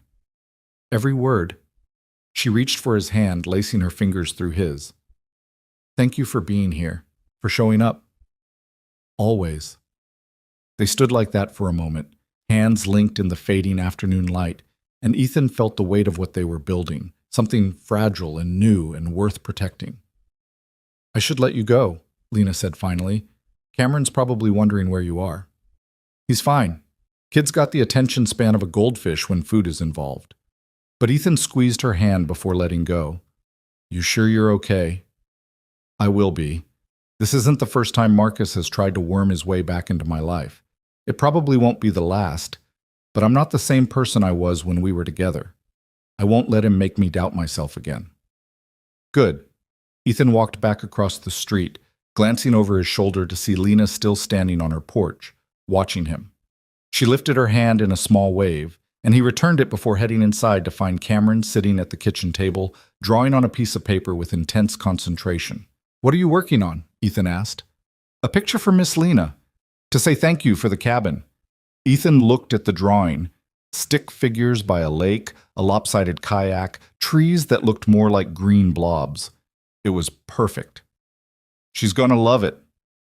Can I take it to her now? Not tonight, buddy. She's had a long day. You can give it to her tomorrow. Cameron considered this, then nodded and went back to adding details to his drawing. Ethan started making dinner, his mind still on Marcus and the way he'd spoken to Lena, the casual cruelty disguised as concern. He knew that type, had served with men like that in the army, guys who were all charm on the surface but rotted underneath, who manipulated situations to make themselves look good while tearing everyone else down. They were exhausting to deal with and dangerous if you weren't careful. But Lena had handled herself. She'd set boundaries, stood her ground, asked for help when she needed it. That took strength most people didn't have. His phone buzzed with a text. Lena, thank you again for earlier. I know I already said it, but I mean it. He typed back, anytime, I mean it too. Cameron okay? Making you a thank you card for the cabin trip. He's the sweetest kid. You're doing something right. Ethan stared at that message for a long moment, feeling the familiar weight of doubt pressing down on him. Was he doing something right? Or was he just stumbling through fatherhood, making it up as he went, hoping he didn't screw Cameron up too badly? His phone buzzed again. Stop overthinking whatever you're overthinking. I can feel you spiraling from across the street. Despite himself, Ethan smiled. How do you know I'm overthinking? Because I'm a therapist and because I'm getting to know you.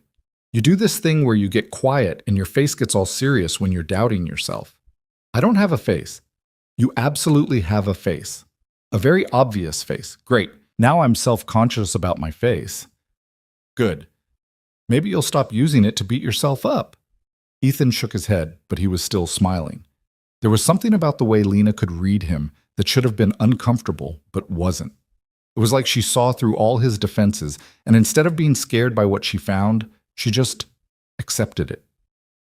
The next morning was Monday, and the house buzzed with nervous energy. Cameron woke up early, bouncing on Ethan's bed and demanding to know if it was time to get ready for school yet. It's 6 a.m, buddy. School doesn't start for 2 more hours. But I need to pick out the perfect outfit.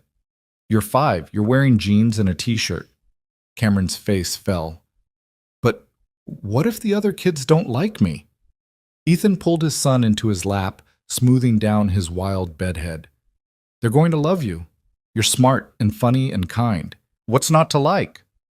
What if I don't make any friends? Then you'll make friends tomorrow, or the next day, or the day after that. But I bet you make at least one friend today. He kissed the top of Cameron's head. And even if you don't, you'll still have me. And Miss Lena, we're not going anywhere. Promise? Promise. They went through the morning routine with extra care. Cameron insisted on brushing his teeth twice, combing his hair until it lay flat, and changing shirts 3 times before settling on the original choice. By the time they were ready to leave, Ethan was more nervous than his son. Lena was waiting on her porch when they came out, holding a small paper bag. First day of school breakfast, she announced, handing the bag to Cameron. Homemade muffins, blueberry. Cameron peeked inside, his eyes widening. Thank you, Miss Lena. You're welcome. And hey, you're going to do great today. Just be yourself. That's what Daddy said. Because it's true. Ethan watched this exchange, feeling that tightness in his chest again. The way Lena showed up for Cameron, the easy affection between them. It was everything he'd wanted his son to have and never thought they'd find. Want to come with us? The words were out before Ethan could second-guess them. To drop him off? Lena's face brightened. Really? Yeah, if you want. I'd love to. The elementary school was exactly as Ethan remembered it.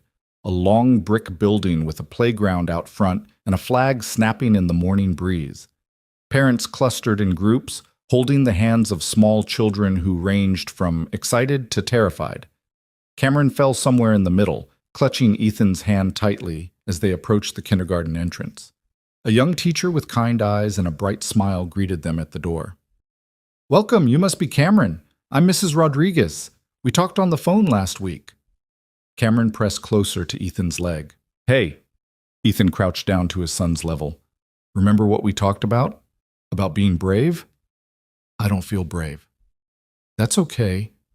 Brave doesn't mean you're not scared. It means you do the thing even when you are scared. He brushed his hand through Cameron's hair. You can do this. What if I need you? Then Mrs. Rodriguez will call me and I'll come get you. But I think you're going to have so much fun, you won't even think about me. Cameron looked doubtful, but he let Lena give him a quick hug before taking a deep breath and walking through the door with Mrs. Rodriguez. He looked back once, his small face uncertain, and Ethan waved. Then he was gone, swallowed up by the classroom full of other children and the beginning of a whole new chapter. Ethan stood there for a moment, staring at the closed door, feeling like someone had carved out a piece of his chest. He's going to be fine, Lena said softly, taking his hand. I know. It's just, he's growing up. That's what they do. I'm not ready. No parent ever is. They walked back to the car in silence, and Ethan tried to shake off the melancholy that had settled over him. This was a good thing. Cameron was starting school, making friends, building a life here. That's what Ethan wanted. That's what they'd come back to Maple Ridge to do. So why did it feel like loss? Coffee? Lena suggested as they pulled away from the school. I know a place. The diner? Is there anywhere else in this town? The diner was bustling with the usual morning crowd, retirees nursing coffee and reading newspapers, construction workers grabbing breakfast before heading to job sites, mothers with toddlers too young for school. Ethan and Lena slid into a booth near the window, and within seconds, a waitress appeared with 2 mugs and a pot of coffee. Well, well, the waitress said, a knowing smile spreading across her face. Ethan recognized her immediately, Carla Mitchell, who'd been a few years ahead of him in school and had worked at this diner for as long as he could remember. Ethan Walker, heard you were back in town. Hi, Carla. And Lena Brooks. You two together now? We're neighbors, Lena said smoothly. Yeah. Neighbors who have breakfast together the morning after dropping off a kid at school. Carla's grin widened. Sure. Just neighbors. Carla, please don't. Relax, honey. I'm just teasing, though you know everyone in town is going to have an opinion about it. Let them, Ethan said, surprising himself. I don't really care what people think. Carla laughed. Good for you. Now, what can I get you 2 lovebirds to eat? They ordered pancakes and eggs, and after Carla left, Lena raised an eyebrow at Ethan. You don't care what people think? Should I? No, but I didn't expect you to say it out loud. I'm trying something new, honesty, directness, not overthinking everything. He took a sip of his coffee. How am I doing? Pretty good, actually. Their food arrived and they ate in comfortable silence, watching the town wake up around them. Ethan had forgotten what this felt like, the easy rhythm of small-town life, where everyone knew everyone and mornings moved at a pace that allowed for actual conversation instead of rushed commutes. So, what's your plan for today? Lena asked, stabbing a piece of pancake with her fork. More work on the house. The bathroom tiles are a disaster. You? Client calls this morning, then I'm free. Want help with the tiles? You don't have to spend all your free time fixing my house. I know, but I like doing it. She met his eyes. I like spending time with you. Ethan felt warmth spread through his chest. I like spending time with you too. Then it's settled. I'll come over after my calls. They finished breakfast and drove back to their street, and Ethan spent the next few hours ripping out old tiles and trying not to think about Cameron alone in that classroom. Lena showed up around noon with sandwiches and her own set of work gloves, and they fell into an easy rhythm. Ethan removing old tiles, Lena cleaning the walls, both of them working in companionable silence. "Can I ask you something?" Lena said eventually, sitting back on her heels. "Sure. What happened with your ex-wife? You don't have to tell me if you don't want to, but I'd like to understand." Ethan set down his pry bar and wiped sweat from his forehead. He'd known this question was coming eventually, might as well answer it now. "Her name is Rachel. We met when I was stationed in Colorado Springs. She was a teacher at the base school, and I was lonely, I guess. Deployment does that to you, makes you crave connection when you're home." He paused, gathering his thoughts. "We got married fast. Too fast. I was shipping out again in 3 months, and it seemed romantic at the time, like we were beating the odds. But you weren't.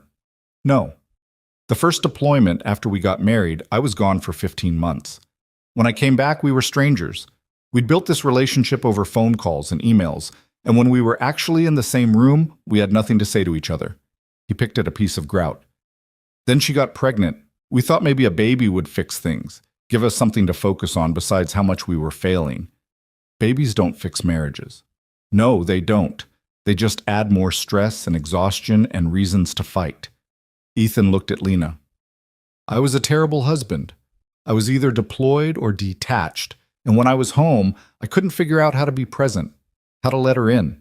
She needed emotional intimacy, and I needed, I don't know, space, distance, something that didn't require me to be vulnerable." "What happened?" "She met someone else, a teacher at her school, someone who was there, who listened, who wasn't always halfway out the door." He said it without bitterness. "She asked for a divorce when Cameron was 3. I didn't fight it. She deserved better than what I was giving her, and honestly, I was relieved. The whole thing felt like trying to be someone I wasn't." "Where is she now?" "Still in Colorado Springs with her new husband. They have a baby together, a daughter. Cameron goes to visit them during school breaks." He met Lena's eyes. "I don't blame her. She tried for years to make it work, and I kept letting her down. The divorce was the kindest thing either of us did for each other." Lena was quiet for a moment, processing this. "Do you think you've changed since then?" "I don't know. I'd like to think I have, but what if I'm the same person just in a different situation? What if I'm still emotionally unavailable and I just haven't figured it out yet?" "That's not what I see." "What do you see?" "I see someone who's trying, someone who shows up for his kid every single day, who's rebuilding his entire life from scratch because he wants to be better.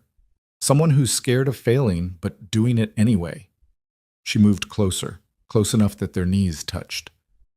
"That's not emotional unavailability, Ethan. That's courage. Or stupidity. Sometimes they're the same thing." He wanted to kiss her. The impulse was sudden and overwhelming, and for a moment he considered just leaning forward and closing the distance between them. But they were covered in tile dust and sweat, sitting on a bathroom floor, and he wanted their second kiss to be better than that. So instead, he took her hand and squeezed it. "Thank you for listening. Anytime." They worked until it was time to pick up Cameron from school, and when they pulled up to the elementary building, Ethan's heart leapt at the sight of his son racing toward the car, his backpack bouncing against his shoulders. "Daddy! Daddy! I made 2 friends. Their names are Emma and Jake. And Emma likes dinosaurs, and Jake has the same backpack as me. And we played on the swings at recess, and Mrs. Rodriguez let me be the line leader, and—" "Whoa! Slow down!" Ethan laughed, buckling Cameron into his car seat. "Sounds like you had a good day. The best day. Can I go back tomorrow?" "You have to go back tomorrow. That's how school works." "Good." Lena twisted in her seat to look at Cameron. "Did you learn anything?" "We learned about the letter A, and I already knew it, so Mrs. Rodriguez said I was very smart." "You are very smart." Cameron chattered the entire drive home, and Ethan felt the anxiety that had been knotted in his chest all day finally ease. His son was okay. More than okay. He was thriving. When they pulled up to their street, Ethan noticed the BMW parked in front of Lena's house again. His hands tightened on the steering wheel. Lena saw it too. "You've got to be kidding me." Marcus was sitting on her porch steps again, but this time he stood up as soon as he saw the car. He looked more disheveled than yesterday. Wrinkled shirt, hair uncombed, dark circles under his eyes. Stay in the car, Ethan said to Cameron, then turned to Lena. You want me to handle this? No, I need to do it myself. But she didn't move to get out. I'll be right here if you need me. She nodded, took a breath, and climbed out of the car. Ethan watched through the windshield as she approached Marcus, her posture defensive, her voice firm even though he couldn't hear the words. Marcus gestured wildly, his voice rising, and Ethan's hand moved to the door handle. Stay calm, he muttered to himself. Let her handle it. But when Marcus grabbed Lena's arm, not violently, but with enough force to pull her closer, Ethan was out of the car in an instant. Daddy, what's happening? Cameron's voice was worried. Stay here. Lock the doors. Ethan crossed the street in long strides, his military training kicking in, assess the threat, control the situation, protect the objective. Marcus still had his hand on Lena's arm, his face too close to hers, his voice a harsh whisper that Ethan couldn't quite make out. Let her go. Ethan's voice was low and dangerous. Marcus released Lena immediately, stepping back with his hands raised. We're just talking. Didn't look like talking. Ethan positioned himself between Marcus and Lena, his body language clear. She asked you to leave yesterday. Now I'm telling you, get in your car and go. Don't come back. Or what? Marcus's bravado was back, fueled by whatever desperation had brought him here 2 days in a row. You'll what exactly? Hit me? Make a scene in front of the whole neighborhood? I don't need to hit you. I just need you to understand that you're not welcome here, that whatever you had with Lena is over, and showing up at her house isn't going to change that. This doesn't concern you. It does now. Marcus looked past Ethan to Lena. Is this really what you want? Some broken-down soldier with a kid? I can give you so much more. Stop. Lena's voice cut through the air like a knife. She stepped around Ethan, her eyes blazing. You don't get to do this, Marcus. You don't get to show up here and act like you have any claim on me. You don't get to grab me or manipulate me or make me feel guilty for moving on. Her voice was shaking, but not with fear, with anger. I spent 3 years letting you make me feel small. I'm done with that. I'm done with you. Lena, you're not thinking clearly. I'm thinking more clearly than I have in years. And what I'm thinking is that you need to leave and never come back. If you show up here again, I'm calling the police. Marcus's face twisted into something ugly. You're making a mistake. The only mistake I made was wasting 3 years on you. Now go.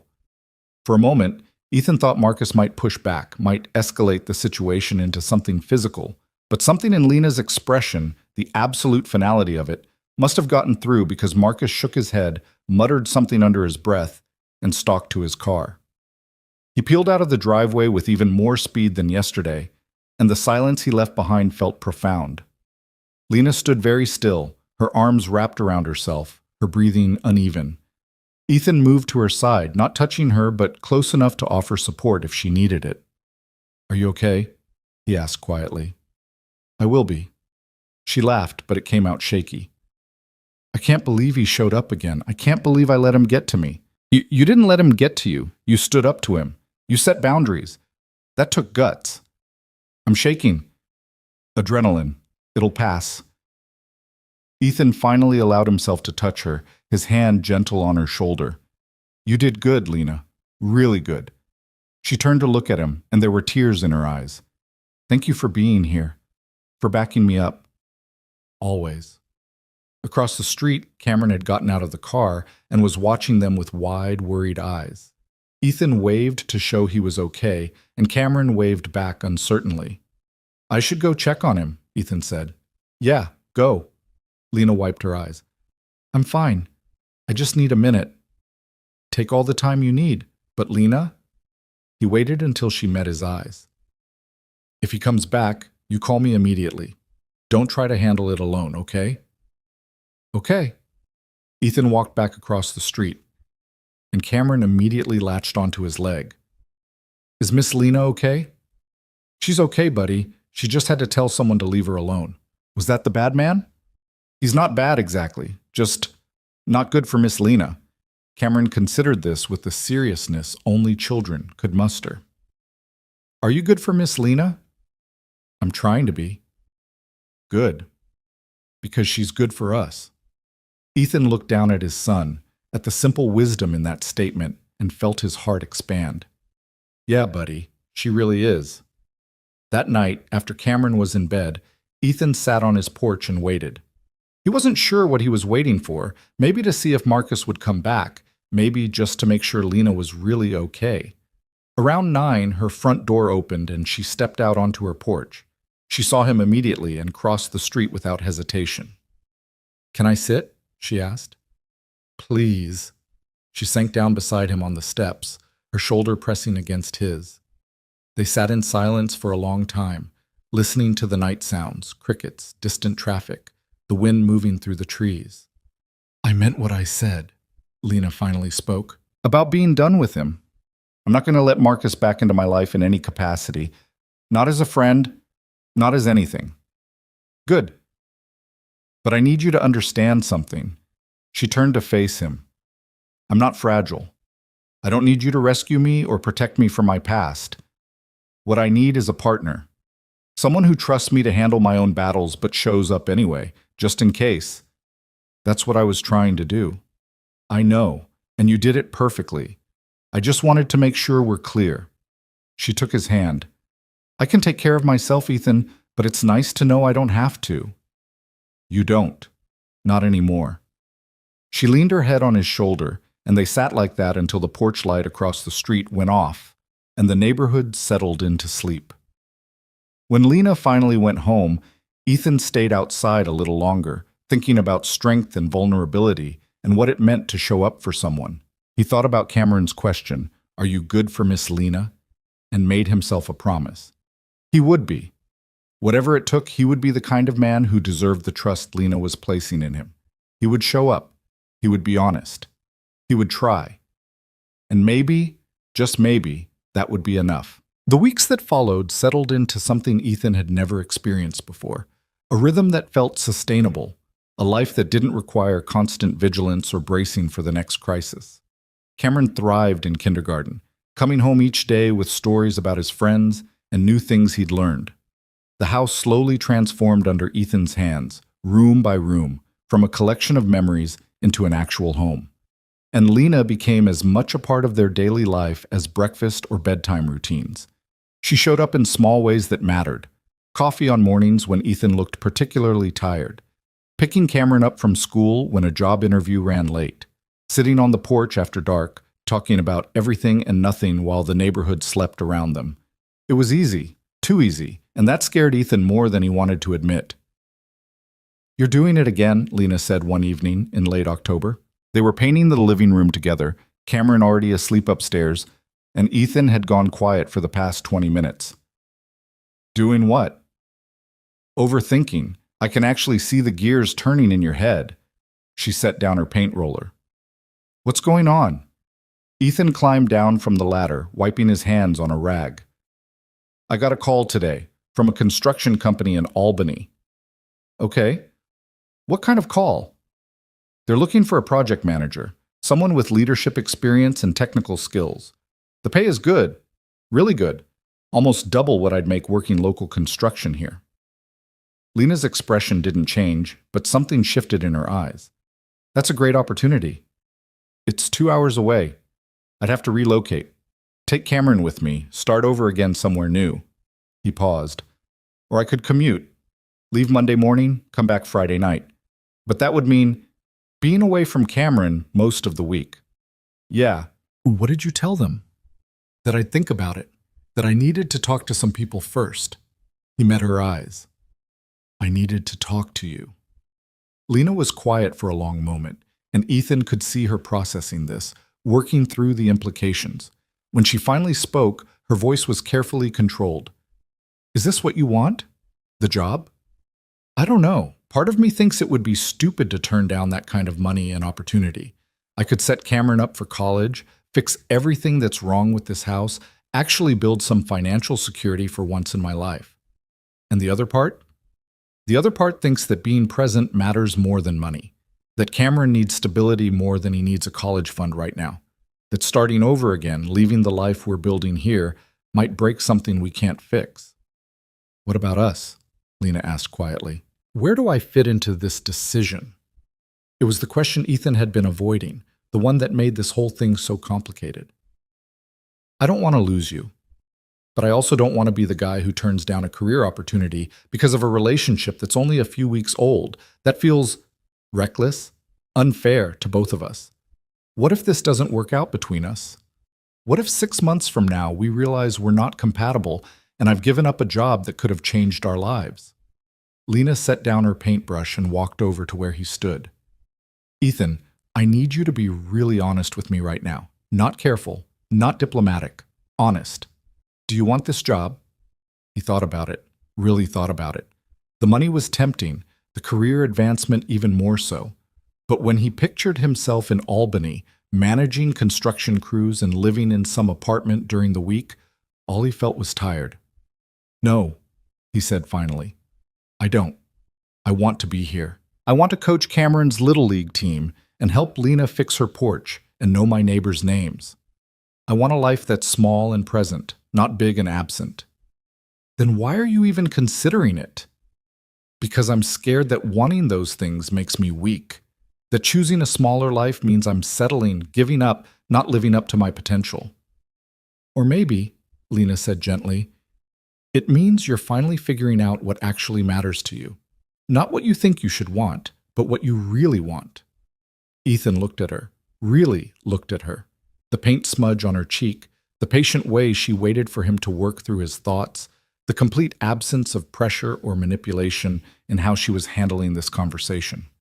I want this, he said, this life, this town, you, Cameron happy and settled, all of it, even if it's not the big impressive life I thought I was supposed to have. Then tell Albany no. Just like that? Just like that. She took his hand. Ethan, I told you I won't cage your dreams. If you really wanted that job, I'd support you. We'd figure out the logistics, make the long distance work, whatever it took. But you don't want it. You're just afraid that not wanting it makes you less somehow. Doesn't it? No. It makes you someone who knows himself well enough to choose what makes him happy instead of what looks good on paper. She squeezed his hand. That's not weakness. That's wisdom.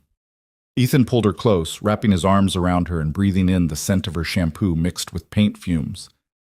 When did you get so smart? Graduate degree in psychology. It came with the diploma. He laughed and felt the tension that had been building in his chest for days finally release. I'll call them tomorrow and turn it down. Good. They finished painting in comfortable silence, and when they finally cleaned up and collapsed on the couch with beers, Ethan felt lighter than he had in weeks. The decision was made. He was choosing this life, this place, this woman, not because he had to, but because he wanted to. That night, lying in bed, he texted Lena even though she was just across the street. Thank you for not making this harder than it had to be. Her response came immediately. Thank you for trusting me enough to talk about it. That's the partnership thing, remember? We make big decisions together. Together. I like the sound of that. Me too. Now, go to sleep. Cameron's going to wake you up at the crack of dawn asking about pancakes. How do you know that? Because he does it every Saturday.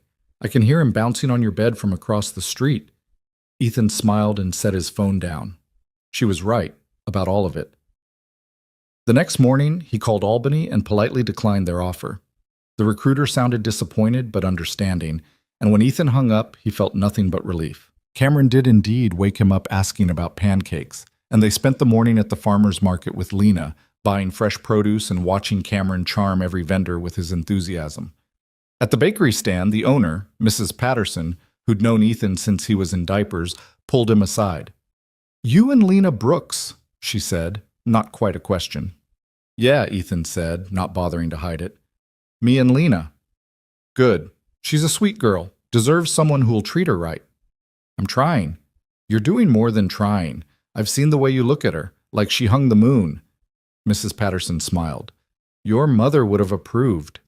The comment caught Ethan off guard, emotion swelling unexpectedly in his throat. You think so? I know so. She always wanted you to find someone who made you happy. Someone real. She patted his arm. You found her. Later that afternoon, while Cameron napped, Ethan sat on the porch with his laptop and started looking into local opportunities. He didn't need the big job in Albany. What he needed was steady work that let him be present for his son and build something sustainable here in Maple Ridge. He found a posting for a facilities manager at the county hospital. Not glamorous, but decent pay and benefits, normal hours, and the kind of work he could do in his sleep after years of military logistics. He sent in an application without overthinking it. 2 days later, they called him for an interview. The interview went well. The hospital administrator was a veteran herself, and when she saw Ethan's service record, her whole demeanor softened. They talked about leadership and problem solving and the challenges of maintaining aging infrastructure on a limited budget. By the end of the hour, she was walking him through the facility and introducing him to the maintenance staff. "When can you start?" she asked as they returned to her office. "You're offering me the job? Unless you want me to make you sweat through a second interview?" She smiled. "You're overqualified for this position, Mr. Walker. But something tells me you're not looking for the biggest opportunity. You're looking for the right one." "Yes, ma'am." "Then it's yours if you want it." Ethan felt something settle in his chest, a sense of rightness he hadn't felt in years. "I want it." He started the following Monday and quickly discovered that he was good at the work, not just competent, but genuinely skilled at managing the complexity of keeping a hospital running smoothly. The maintenance staff respected his military background and direct communication style. The administration appreciated his ability to solve problems without drama or excuses. And most importantly, he was home every evening in time to pick up Cameron from school. Lena noticed the change in him immediately. "You look happy," she said one evening while they were making dinner together in Ethan's kitchen. Cameron was in the living room building an elaborate tower out of blocks. "I'm happy. The job is good. Cameron's settled. You're here." He looked at her. "Everything I wanted is right here." That's a dangerous thing to say. What if it all falls apart? Then we'll deal with it.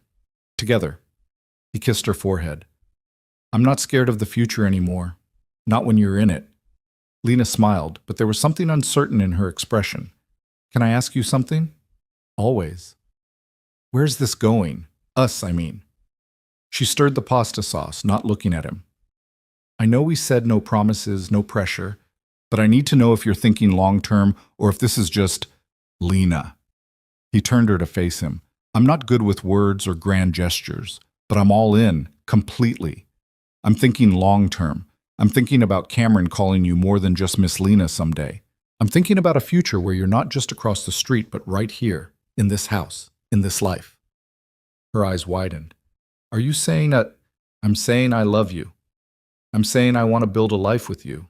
Not someday, not eventually, but now. Starting now."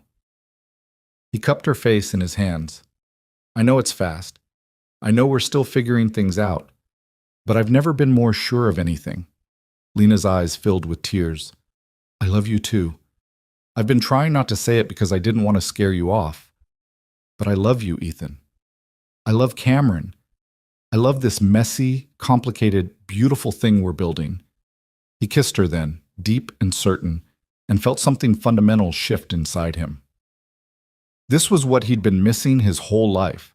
Not passion or excitement or the rush of something new, but this steady, solid certainty that he'd found his person. When they pulled apart, Cameron was standing in the doorway, clutching his stuffed elephant. "Are you and Miss Lena getting married?" he asked with the blunt directness of a 5-year-old. Ethan laughed. "We're working on it, buddy." "Good. I like her." Cameron turned to Lena. "Can you read me a story tonight?" "I would love to." That night, after Cameron was asleep and the dishes were done, Ethan and Lena sat on the porch swing he'd finally gotten around to hanging. The November air was cold, but they were wrapped in blankets, her head on his shoulder, watching the stars appear one by one. "My lease is up in January," Lena said quietly. "Okay." "I was thinking about not renewing it." Ethan's heart skipped. "Yeah?" "Yeah, I was thinking maybe it's time for a change. Maybe it's time to stop living across the street and start living here. With you and Cameron, if you want that." "Are you asking to move in with me?" "I'm saying I want to be part of your everyday life, not just the parts you invite me into. I want to wake up here and fall asleep here and be a real presence in Cameron's life." She lifted her head to look at him. But only if you're ready for that. Only if it's what you want. It's what I want, Ethan said immediately. It's exactly what I want. Even though it's fast? Especially because it's fast. I've spent too much of my life being careful and holding back and trying not to want things too much. I'm done with that. I want you here. I want us to be a family. Lena smiled, bright enough to rival the stars. Okay then, I'll tell my landlord I'm not renewing. Okay then. They sat in silence for a while, both processing the enormity of what they'd just decided. Moving in together wasn't just about sharing space. It was about commitment, about choosing each other intentionally, about building something that couldn't be easily undone. We should tell Cameron, Lena said. Make sure he's okay with it. He's been asking when you're going to move in for the past 2 weeks. I think he'll be thrilled. They told Cameron the next morning at breakfast. He looked up from his cereal, processing this information with his usual seriousness, then broke into a huge grin. Does this mean you'll be here every day? He asked Lena. Every day. Even in the mornings? Even in the mornings. Can you make your special pancakes all the time? Within reason. Cameron threw his arms around her neck. This is the best news ever. Over his head, Lena met Ethan's eyes, and the look that passed between them was pure joy. The next few weeks were a blur of logistics, packing up Lena's house, deciding what furniture to keep, making space in closets and drawers. Cameron helped enthusiastically, carrying boxes that were far too big for him, and offering opinions on where everything should go. By Christmas, Lena was fully moved in, and the house felt complete in a way it never had before. They decorated together, stringing lights on the porch, and putting up a tree that Cameron insisted had to be the biggest one they could find. Lena's therapy practice transitioned smoothly to the upstairs guest room that became her office, and Ethan got used to the sound of her voice through the walls during client sessions. It wasn't always perfect. They had disagreements about parenting styles and how to load the dishwasher and whether the thermostat should be set to 68 or 70. But they talked through every conflict, compromised when necessary, and never let resentment fester. On Christmas morning, Cameron woke them up at 5:30, bouncing on the bed with barely contained excitement. They stumbled downstairs in pajamas and watched him tear through presents with the unbridled joy of childhood. When he found the bicycle they'd hidden in the garage, a red one with training wheels and a bell, he shrieked so loud Ethan was sure the neighbors 3 houses down could hear. Best Christmas ever, Cameron declared, ringing the bell repeatedly. Later, after breakfast and more presents and a minor disaster involving wrapping paper and the vacuum cleaner, Ethan found a moment alone with Lena in the kitchen. I have something for you, he said, pulling a small box from his pocket. Lena's eyes widened. Ethan, it's not what you think. Well, it's not what you think, but just open it. Inside was a simple silver necklace with a small compass pendant. So you always know your way home, Ethan said quietly. To us. To this life we're building. Lena's eyes filled with tears. It's perfect. There's something else. He took a breath. I know we just moved in together. I know we're still figuring things out. But I also know that I want to spend the rest of my life with you. So this isn't a proposal, exactly. It's more like a promise. When the time is right, when we're both ready, I'm going to ask you to marry me. And I wanted you to know that. So you're not wondering or waiting or doubting. Ethan Walker, are you pre-proposing to me? I guess I am. She laughed through her tears and kissed him. Then I'm pre-accepting. The new year brought new rhythms. Ethan settled into his job at the hospital, earning respect and eventually a promotion to senior facilities manager. Lena's therapy practice grew, and she started teaching workshops on trauma recovery at the community center. Cameron finished kindergarten at the top of his class and started talking about wanting to be a scientist when he grew up. In March, Rachel called. It was the first time Ethan had heard from his ex-wife in months, and his stomach tightened when he saw her name on the caller ID. Hey, he answered, stepping out onto the porch where Lena was reading. Hey yourself, how are you? Good, really good. How are you? I'm well. Listen, I wanted to talk to you about summer plans. I know Cameron usually comes here for a few weeks, but Tom got transferred to Seattle. We're moving in May, And I was wondering if you'd be willing to let Cameron come for the whole summer instead. Give him time to adjust to the new place, meet our daughter, that kind of thing. Ethan felt his chest tighten. A whole summer without Cameron felt impossible. But he also knew that Cameron deserved a relationship with his mother, with his half-sister, with that whole side of his family. Can I think about it? Of course. And Ethan, I heard you're seeing someone, that you're happy. I am. Good. You deserve that. She paused. I'm sorry I wasn't better at being what you needed. I'm sorry we didn't figure it out. Me too, but we gave each other Cameron, and we're both doing better now. That's what matters. After he hung up, Lena set down her book. Everything okay? Rachel wants Cameron for the whole summer. They're moving to Seattle. How do you feel about that? Conflicted? I don't want to be away from him that long, but I also don't want to be the dad who puts his own needs ahead of what's best for his kid. He sat down beside her. What do you think? I think Cameron is lucky to have two parents who want him. I think a summer with his mom and sister could be really good for him. And I think you're strong enough to handle missing him, even though it'll be hard. We could visit, fly out for a week or two. We could definitely do that. Ethan thought about it, running through scenarios and possibilities. Finally, he called Rachel back and told her yes, with the condition that he and Lena could visit for at least 1 week during the summer. Rachel agreed immediately and even suggested they make it 2 weeks. When he told Cameron about the plan, framing it as an adventure rather than a separation, his son's face lit up. I get to fly on a plane? And see baby Lily? And go to Seattle? All of that. Will you be sad without me? Ethan pulled him into a hug. I'll miss you every single day. But I'll also be so excited for you to have this adventure. And I'll call you every night to hear about what you did. Promise? Promise. In June, they took Cameron to the airport and watched him walk through security with Rachel, his little backpack bouncing with each step.